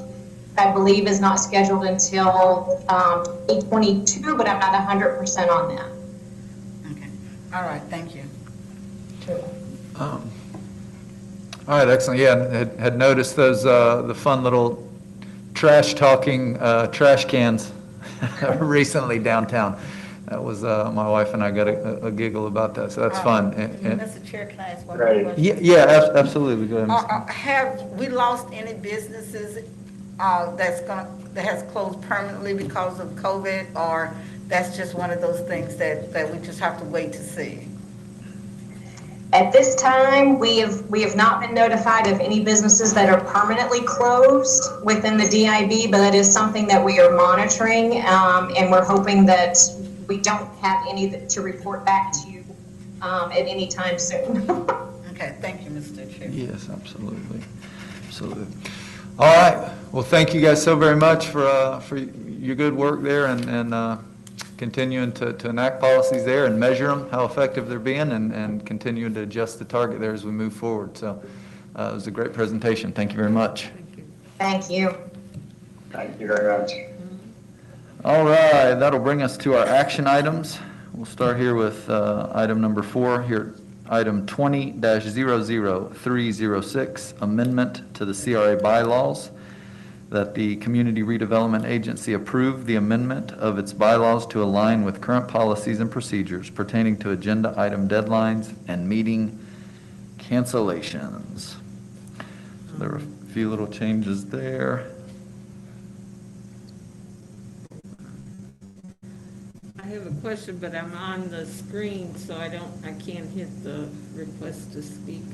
Okay, well, I'll just call on you right here. Go ahead, Ms. Hill. I was. Oh, we need it. Oh, I'm sorry. I'm glad you're here, Madam Clerk. We need a second to, I want to keep this, so. Yeah, I guess you can't do two things at one time. May I ask a question? Yes, you got the floor. I was looking at the item under 5.6 agenda 5.6.2. It says that the requests have to be in at least 28 days before the meeting. I don't see what it was before this. What was the timing prior to that? Do you see what I'm? Yes, I see that's underlined there, 28 in red. Was it 21? Do you know, Ms. Gibson, what it was offhand? I believe it was about 10 days. Oh, wow. I was thinking it was 10. I'm just curious why we added that much time. Mr. Chairman and Board Member Hill, this will put us in line with the time requirements and the schedule that is established citywide. So for City Council, you have roughly that much time prior to submitting an item, preparing it, and getting it through our Granica system, get it through the series of approvals that are required through the Granica system. So this will actually bring the CRA exactly in line with the time requirement that we currently have for City Council, that staff has for City Council. Are you saying that City Council has to have items in 28 days before the agenda? Well, this will give us about 7 days to draft items, get attachments, any backup document, in addition to the deadlines for the internal reviews and submission into the system. So it stretches it out just a little bit beyond the actual deadline, but that will give staff enough time to work on the details of the items that are requested. That seems a long time to me. I don't know. I'm used to having 10 days, and things come up at meetings, and I feel like we're going to be stifled at 28 days.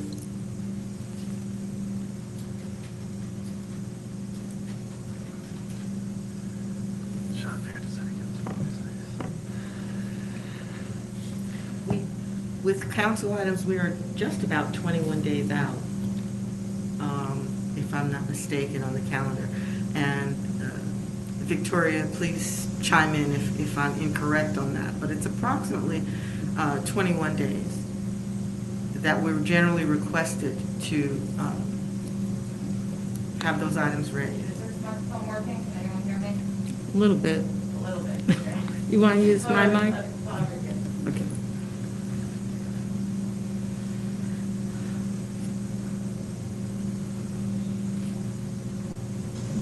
So I do want to say that it is about 21 days or so for the deadline to get the items in, and that's a schedule that is established internally that we have to meet in order to get the items in. So this is to allow us some time to draft up the item and put the attachments in.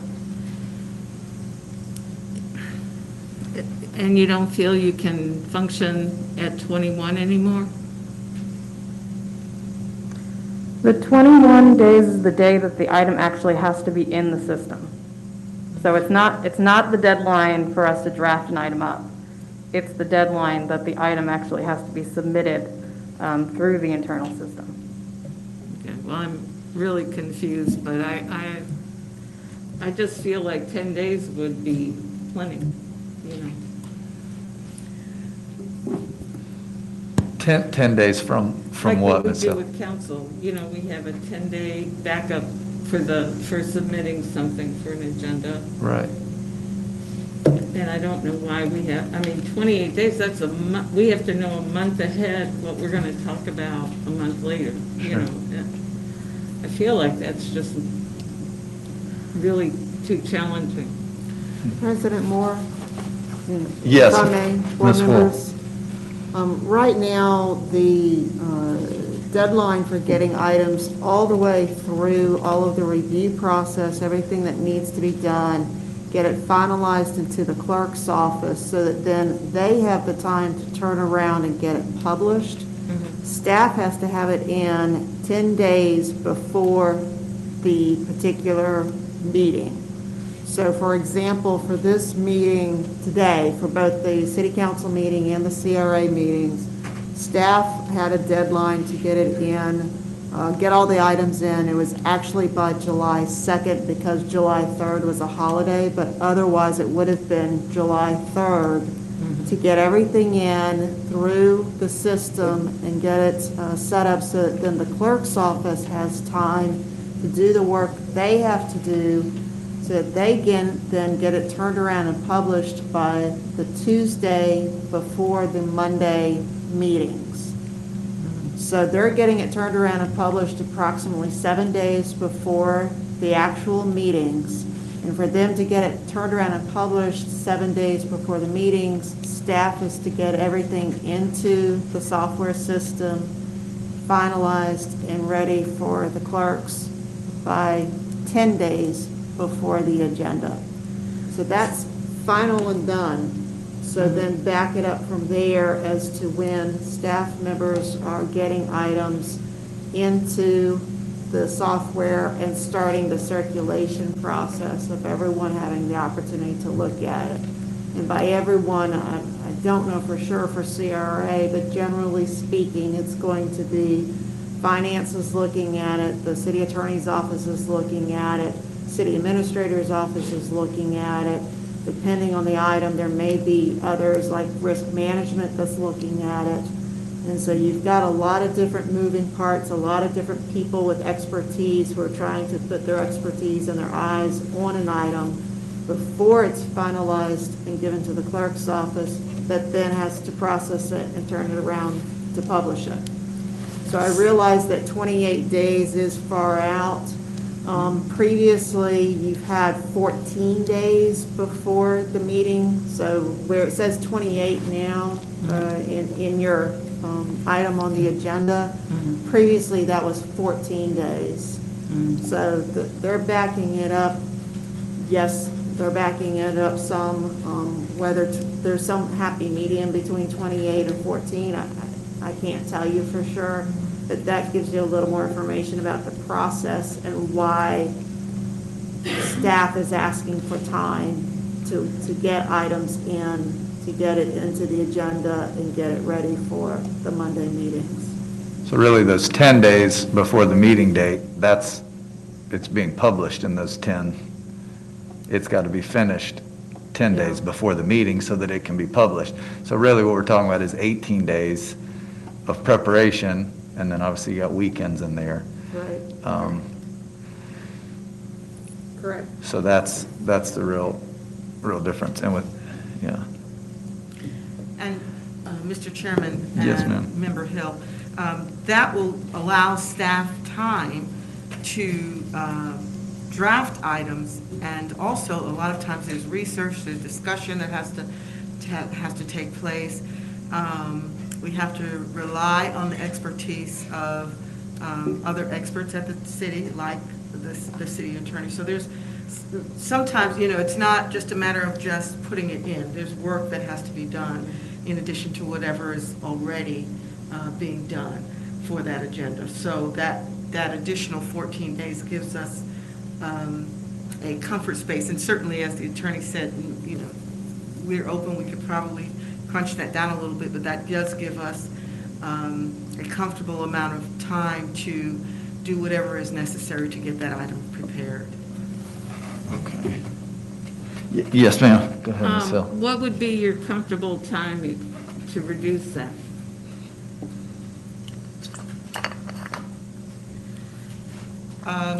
We could probably go with 10 days. That gives us, an additional 10 days to the 10 that we have to have it. So a 20 day? So that would take it down to 20, take 8 days off. Down to 20? I could live with 20, I think. Okay. All right, and that, you can work with that? Do we need to make a motion or anything? Yeah, I suppose, Madam Clerk, is that something we need to do have a vote on amending what's before If you us? want to make it a friendly amendment, you can. Friendly amendment? All right, would you like to make a? I don't know who amended it, but I'm friendly about that.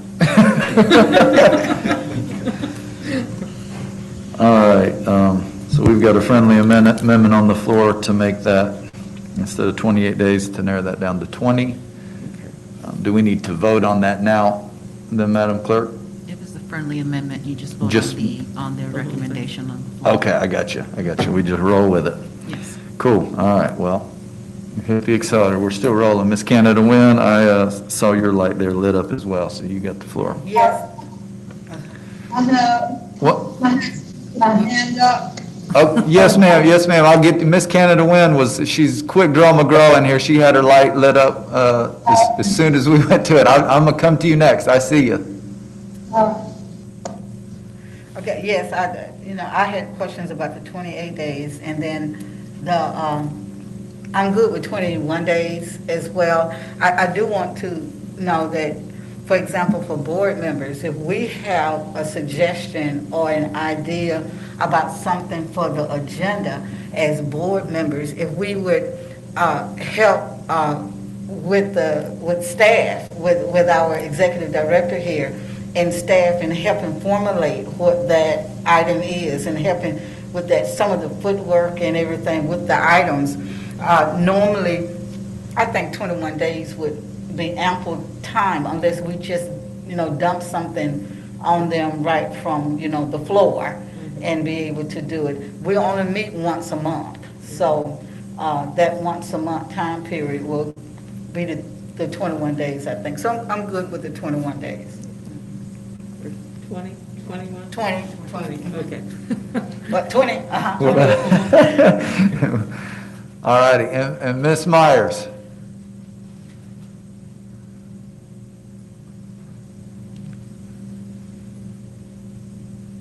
Ms. Myers, you have the floor. Okay, I was just going to raise a number of issues about this item. Okay? So the first thing I want to know, in the past, has a mayor ever sponsored anything on the CRA agenda? And I think probably Ms. Gibson would know the answer to that.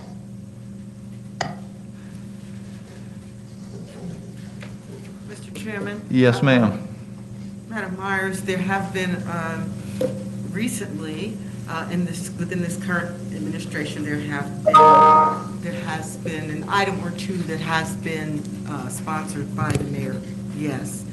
Well, However, I'm having a hard time hearing anyone who's not on the dais. So in my recollection, I do not recall the mayor, Ashton Hayward, and last year, Mayor Grover Robinson sponsored an item on the CRA agenda. I have a problem with that constitutionally. The other issue is that the city attorney, I think, was talking, I couldn't go tell, about all of the administrative staff people who have to look at a CRA agenda. So what I want to know is, are those individuals being paid to do that out of CRA funds?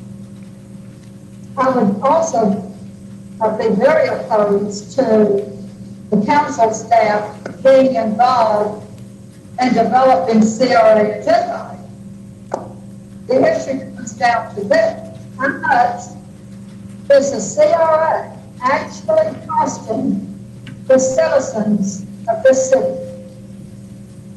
Because the CRA has a budget, but beyond that budget, we, the citizens, are paying for a lot of the staff outside of the CRA budget. So that's an issue that's very important to me, very important to the citizens of Pensacola. So I think if the CRA cannot support itself, and it sounds like to me, from what Amy Lavoie said, that the CRA has plenty of money to support itself, staffing. So these are some things I have a concern about with this agenda item. I think that the CRA should determine these policies and not the administration. I would like to point out to Councilwoman Hill that even though there's this 28-day pyramid that's going to be narrowed down, you still have the opportunity to grant add-on agenda items. This means that they would not be noticed to the public in advance. They would be added on the day of the meeting. So that's that's my position on this. Well, do we still have Ms. Lavoie with us on the call? Because I wonder. Mr. Chairman, I can certainly address. Okay, I knew she said we contribute money to the general fund to pay staff. No, there is no general fund money being used to pay for CRA activities or administration. The CRA, as Ms. Lavoie pointed out, has an interlocal agreement with the City of Pensacola for administrative services.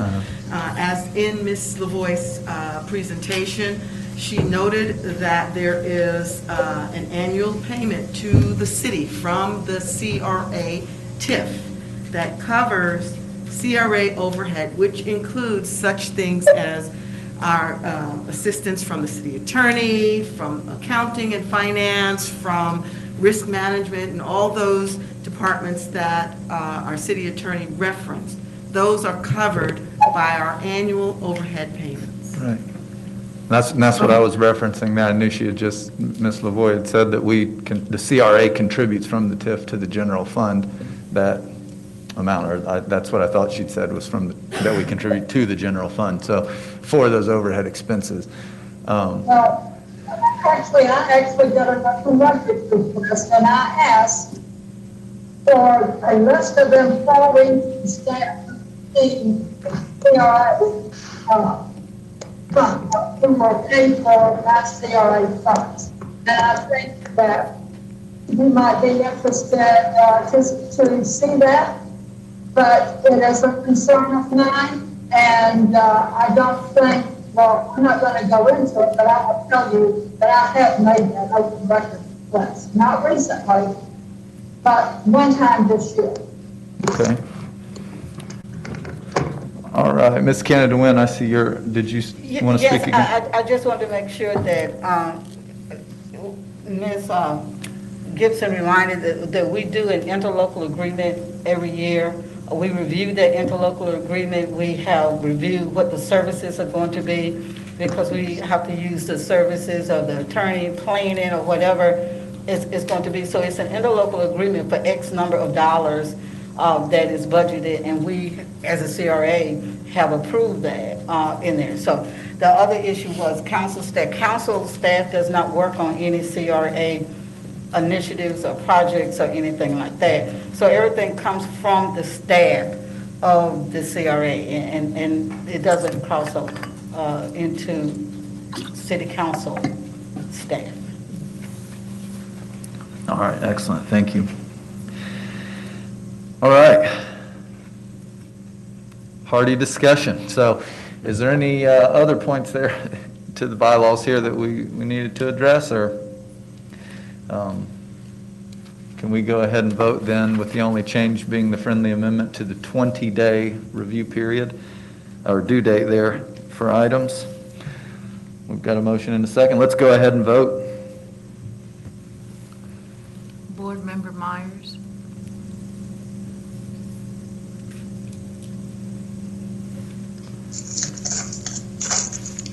Ms. Myers, we're waiting on your vote. Yes. Board Member Terhar. Mr. Tahar? Yes. Board Member Wu. Yes. Thank you. All right. And motion passes unanimously. Thank you very much. That'll bring us to our fifth item here, item 20-00301, award of bid number 20-049, the DeVilliers Street Revitalization Phase 2 from Garden Street to Cervantes Street. That the Community Redevelopment Agency, CRA, award bid number 20-049, DeVilliers Street Revitalization Phase 2 to J. Miller Construction Incorporated, the lowest and most responsible bidder, with a base bid of $1,135,048.19, plus additive alternatives number 1 and number 6 totaling $40,132.80, and a 10% contingency in the amount of $117,518.10, for a total amount of $1,292,699.09. Further, that CRA authorized the CRA chairperson to execute a contract and take all actions necessary to complete the project. We received a presentation on this last meeting, or maybe 2 meetings ago.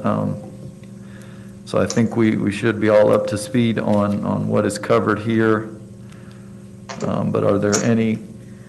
I just want to make it clear, we do have those additions where, like the pedestrian crosswalks. The crosswalks. I know that. Yes. Is that part, I know on the phase 1 it wasn't part of it, it'll be revisited. On this one, it's part of it, right? Correct. Correct, okay, I thought so. I went through the bid documents and thought I'd seen it there as actual part of the plan, so, yes. Thank you. I see I see a yellow hand. Ms. Myers. I can't support this project in good conscience because it does not address fundamental infrastructure problems on the buildings. And also, I had a hard time getting information, never did get the information I asked for from Ms. Dixon. I wanted to see the pictures, any pictures that had been taken of the Gilbert Street. I found some of those pictures in the PowerPoint. I asked who took those pictures. And to this day, I still haven't got the answer. I figured if I knew who took those pictures, then I would ask that person or to see all of the pictures they had taken of the Gilbert Street. So that's the second issue. The third issue is this. Even though I'm not going to vote for this, I would respectfully request that we change the plate murals to the bottle brush bush. And the reason I recommend the bottle brush tree is because it stays green all year. It blooms at least 3 times a year, and it attracts pollinators.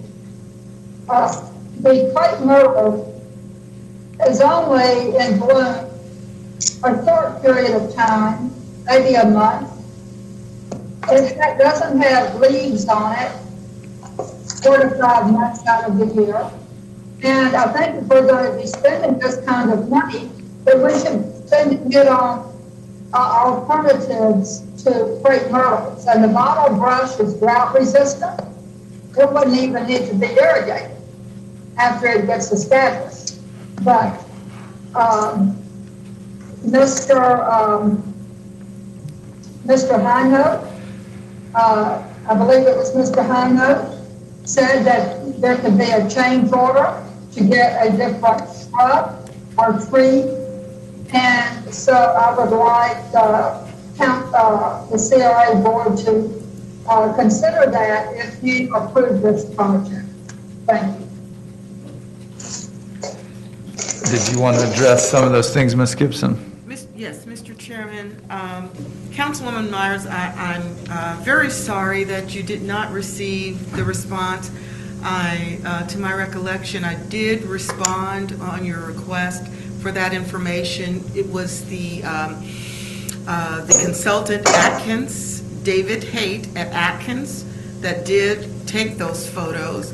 And I'm pretty certain I forwarded that, but I'll be more than happy to send that contact information to you again.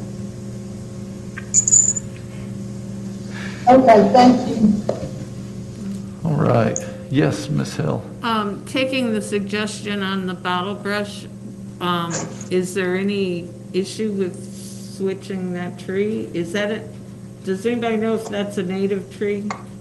I don't. I know I just had one. I had an incredible one in my backyard, and my irrigation system broke my pump. I mean, this is totally probably out of bounds for a public meeting, but it was an established one. It was awesome. We loved it because hummingbirds came. My irrigation system broke, and within like a month last summer, it died. So my experience with one tree is that they're not very drought resistant, but I don't know. I kind of thought that those sort of macro details are what the consultant handled, but that was just my feeling on the issue. Mr. Chairman? Yeah, it sounded like Mr. Hinote said if we did changes like that, we could sure do it, but that we'd probably be at the vulnerability of the guy bidding it. It's difficult truly to respond to that. It will have to depend on availability of the species, et cetera. But it's certainly absolutely possible to do change orders, and change orders do happen within these types of contracts. And we can certainly put that forward with the project manager, Mr. Hinote and Mr. David Forte. And they can reach out to the contractor and see if those trees are available. The other thing is, you make a very good point. Does it have, is it as appropriate as a crepe myrtle for these locations? That's information. Atkins does have a landscape specialist on their team that does design the actual plants that are going in as a part of the project, and did. So I think that would be a question for the landscape architect to determine whether or not this is an appropriate substitution.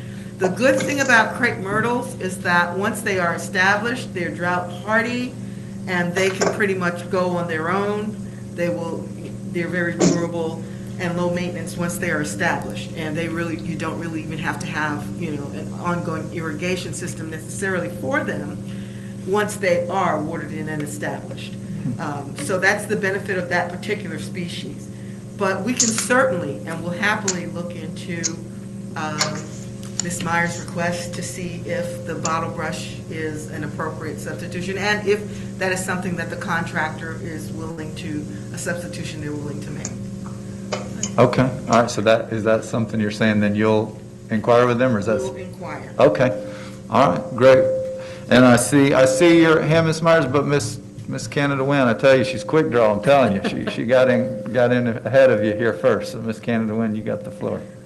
Yes, I just wanted to make sure that when we inquired into whether or not there was a cost difference, and again, the irrigation part of it, because normally we don't supply the irrigation for that. So I just wanted to make sure that once they inquire about it and the cost, because if you put that in, it may seem to need some type of irrigation system. And of course, that brings the cost back up again. So just looking at that, I don't want to hold this item up because of that is something that the trees and that as they progress in the construction and the improvements on the street, maybe can come back to us at the next meeting and be able to say whether or not that can happen or not. Right, and that's what you'd said, right, that we can go ahead and move forward, and if a change order is appropriate, then we'll see that come back later. Yes, Okay. sir, you would. All right. There is one other consideration, Sure. Mr. Chairman, and that is, as we did put forth these two roadways for improvements, which is De Villiers, well, there are three, De Villiers and Roos. The designs were done by the same engineering firm, Atkins, with the eye to have pretty well coordination in the design on all three corridors. So changes here may kick the other corridors, may make it out of sync with the other corridors. That's a good point. That's another consideration that we'll have to discuss with the consultant. Just because Jay Miller may be cool with it doesn't necessarily mean that Rhodes Inc. would be for the phase one, is effectively what you're saying there, right? Well, that's a contract that's already, going. Right. And I'm just saying, there was That's a good point, design, a landscape, streetscape design concept that was developed that involves all three corridors. So if you make a change to one, what does that do to the overall coordination of all three? I don't know. Sure. That's a good point, thank you. All right, Ms. Myers, I see your, no, I'll come back to you, I see. Okay. Go ahead, Ms. Myers. Yeah, I just want some nice landscaping there that's green all year round and that looks good all year round. And I think that if you look at the crepe myrtles that have been planted around town, the 2 miles of crepe myrtles on Martin Luther King Boulevard, horrible looking. And so I'm looking for something though that it doesn't have to be the bottle brush, but the bottle brush stays green all year round. And it is drought resistant and it doesn't need irrigation. But if there's something else that stays green all year round, I think I'm fine with that. I just think the crepe myrtles are not green all year round. And so they're just look like dead trees or bushes there. And I would prefer that we have something that looks good all year round. Okay, thank you. I think that's a good gesture, a good thought. Ms. Hill. Well, I was just going to say that maybe 10 years ago when we did A Street with trees, there was I think it was Mayor Ashton Hayward I was part of that with Belmont DeVillers, and there's probably 4 or 5 different kinds of trees along A Street. They've all pretty much, you can attest to that, quite a few, I think the majority of them are doing fine, and the variety doesn't bother me a bit. Okay. All right. Well, again, hearty discussion. Let's, I don't see any more digital or physical hands, so let's get on with the vote. Board Member Myers? Board Member? Board Member Chahar? Yes. Board Member Wu? Yes. Thank you. All right, motion passes 6-1. That will bring us to our final item here, item 6, item 20-00331, continuation of the Pensacola Community Redevelopment Agency. Action there is that the Community Redevelopment Agency, CRA, recommend that City Council adopt a resolution by majority vote confirming the continued existence of the City of Pensacola CRA through September 30th, 2046, pursuant to Chapter 163, Part 3, Florida statutes. So in essence here, it sounds like what we're doing is, as a board now, deciding to extend out our own existence and asking that the council, by affirmative vote, us, the same people. So we're obviously wearing different hats here. We're thinking today as board members, CRA board members, and then we'll see this again, same people, different hats. Is that a correct characterization, Ms. Gibson? Yes, sir, that is All correct. right. And if I may. Yes, absolutely. We need a second to this I'm motion. sorry, I'm killing the process today.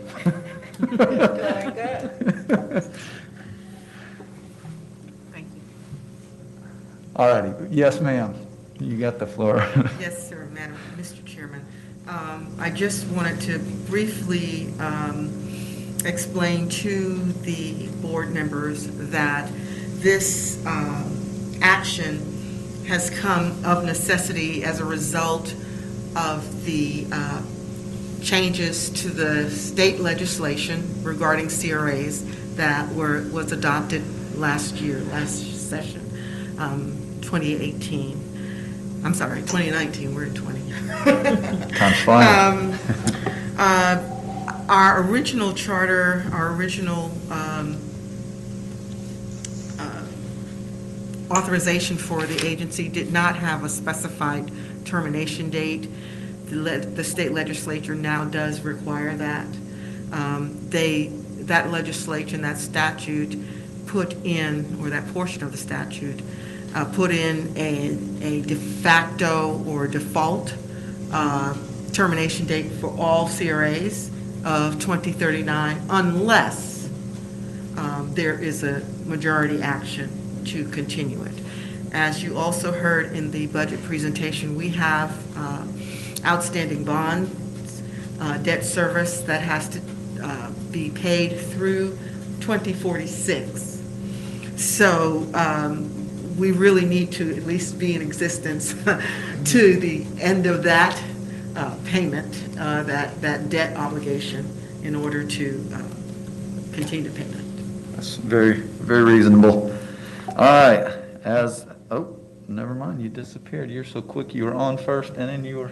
Yeah, I just, and I had a question, she answered it right then. I may have another one. Okay, all right, Ms. Hill.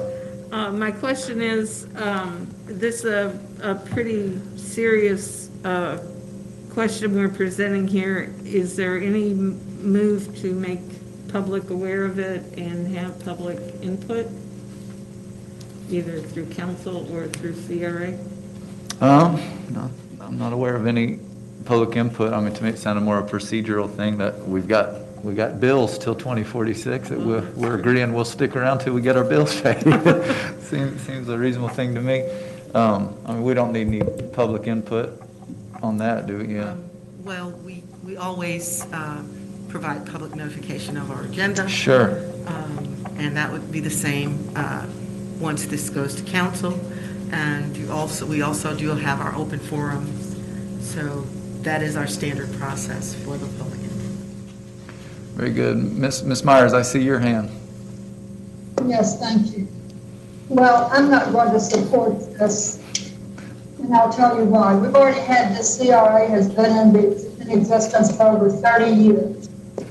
And now you're asking to add another 26 years on that.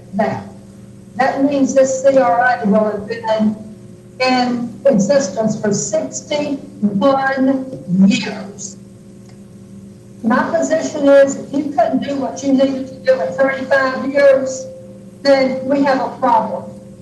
But the bottom line is this, that the CRA existence, continued existence, is not in the interest of the entire city. The money that you're talking about that we owe, and this is something I would like the city finance director to weigh in on. I believe that if CRA went away today, that the city would be responsible for all of the CRA debt. The other thing is this. I think in light of everything that's going on in this country with cities looking honestly and deeply at the whole issue of institutionalized racism, that we need to take a hard look at the CRA and its impact on low-income minority communities, which I submit has had a negative impact on the lowest income minority communities in the city, starting with the displacement of the people in the Aragon Court housing project. And so it kind of stresses me out when I hear our finance director. Of course, I know her thing is finance. I know that's what she looks at, so she's doing her job. But when she says that the property values are going up very high, and that this means that the CRA has accomplished its job. The CRA is doing what it was designed to do. And she says exactly what you want it to do. I take issue with that. I take issue with it fundamentally on a moral point of view, because that is not the overriding purpose of a CRA. Eliminating slum and blight, yes, but providing affordable housing and improving the lives of people in those CRA districts. And that has not happened in this CRA.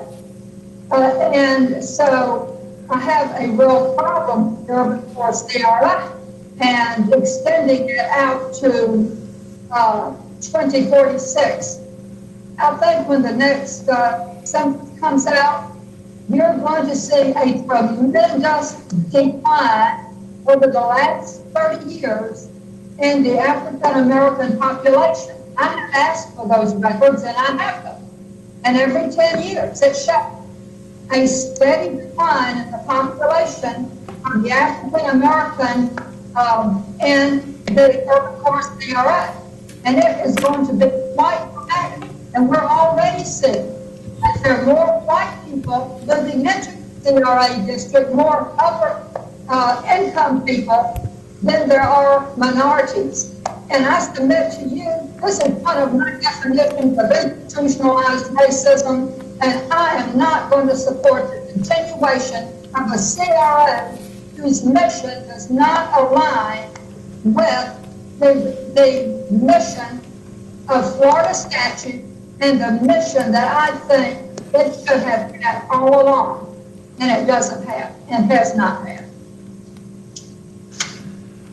All right, Mr. Geralds. Yes, the issue that Councilmember Myers raises brings to mind a question that I need to ask, and I need to know what impact will this extension have on the current boundaries of the CRA. Ms. Gibson? Mr. Chairman and Mr. Geralds, there is no boundary revision as a result of this. This simply allows for the continuation of the CRA until such time as our existing debt has been satisfied. Oh, thank you. Thank you, Ms. Gibson.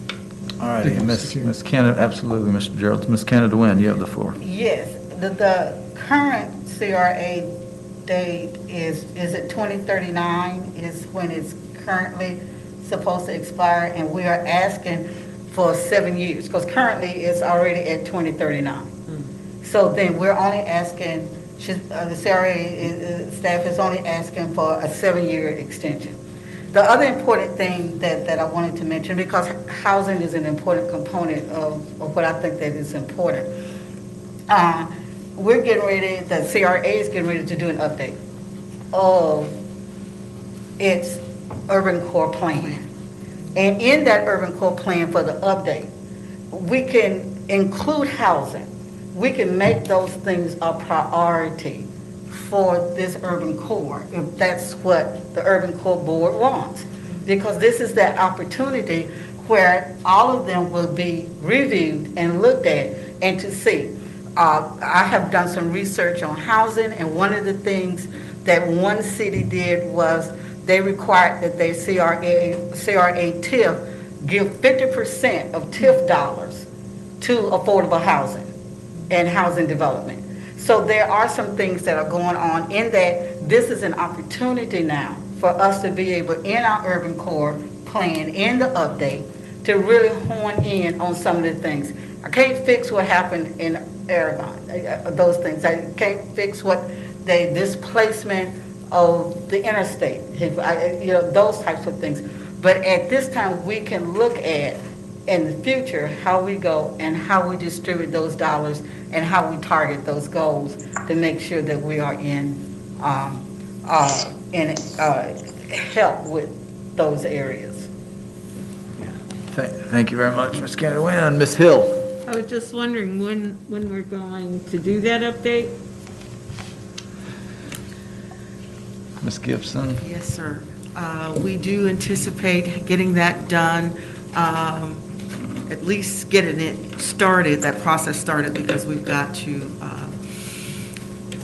do a request for qualifications and identify an appropriate consultant, and, to open that process. So I do expect that should be done by fall, sometime in fall.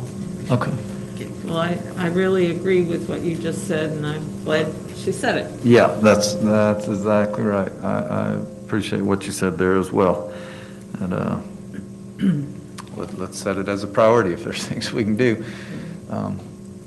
Anyways, all right. Ms. Meyer, never mind. I thought I saw a hand, but I don't now see a hand. Oh, yes, I do. Ms. Myers. Yes, the Florida legislature has more stringent reporting requirements now of CRAs than it had in the past. And what I would like for the CRA board to do is to request of Ms. Gibson a copy of all of the reporting requirements that are now required by the state of Florida, and a copy of those reports. Any reports that have been filed or any reports that are going to be filed. Mr. Chairman? Yes, ma'am. Ms. Myers, absolutely. I believe at the last CRA meeting, which I was not able to be present at, staff distributed. It was not distributed. We have recently published our annual report as required under the state statute for all 3 of our CRA districts. That report is now available online, and we do have hard copies. We were able to print a multitude of them, which we will mail to each CRA board member. My apology that they are not here for you presently, but I believe they may have already been mailed Is that correct, Victoria? They have already been mailed? The hard copies have not been mailed, however, by the deadline, we did send out via email a copy of the annual report.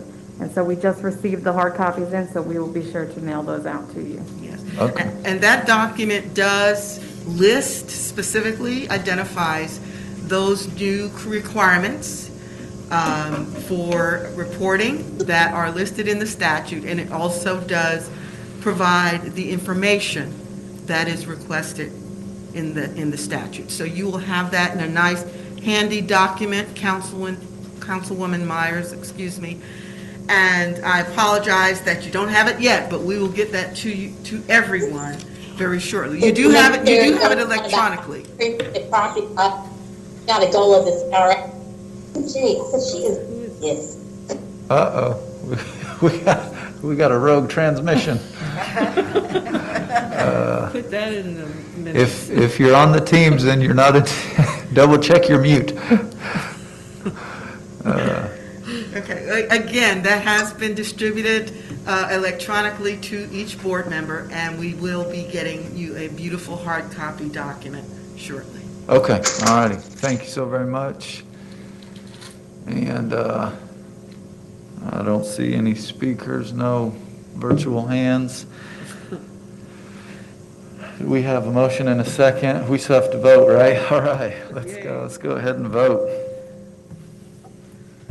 Board Member Myers? No. Board Member Chahar? Yes. Board Member Wu? Yes. Thank you. All right, and motion passes 5-2. Again, that'll come back to us as a council, but that gets it through the CRA. I don't have any discussion items. Nothing before us for open forum. Want to thank all of you on the virtual, on the teams there, for sticking with us, sticking around through this meeting so we can maintain quorum despite these hard times. Thank you all for being here, present physically here in chambers. And with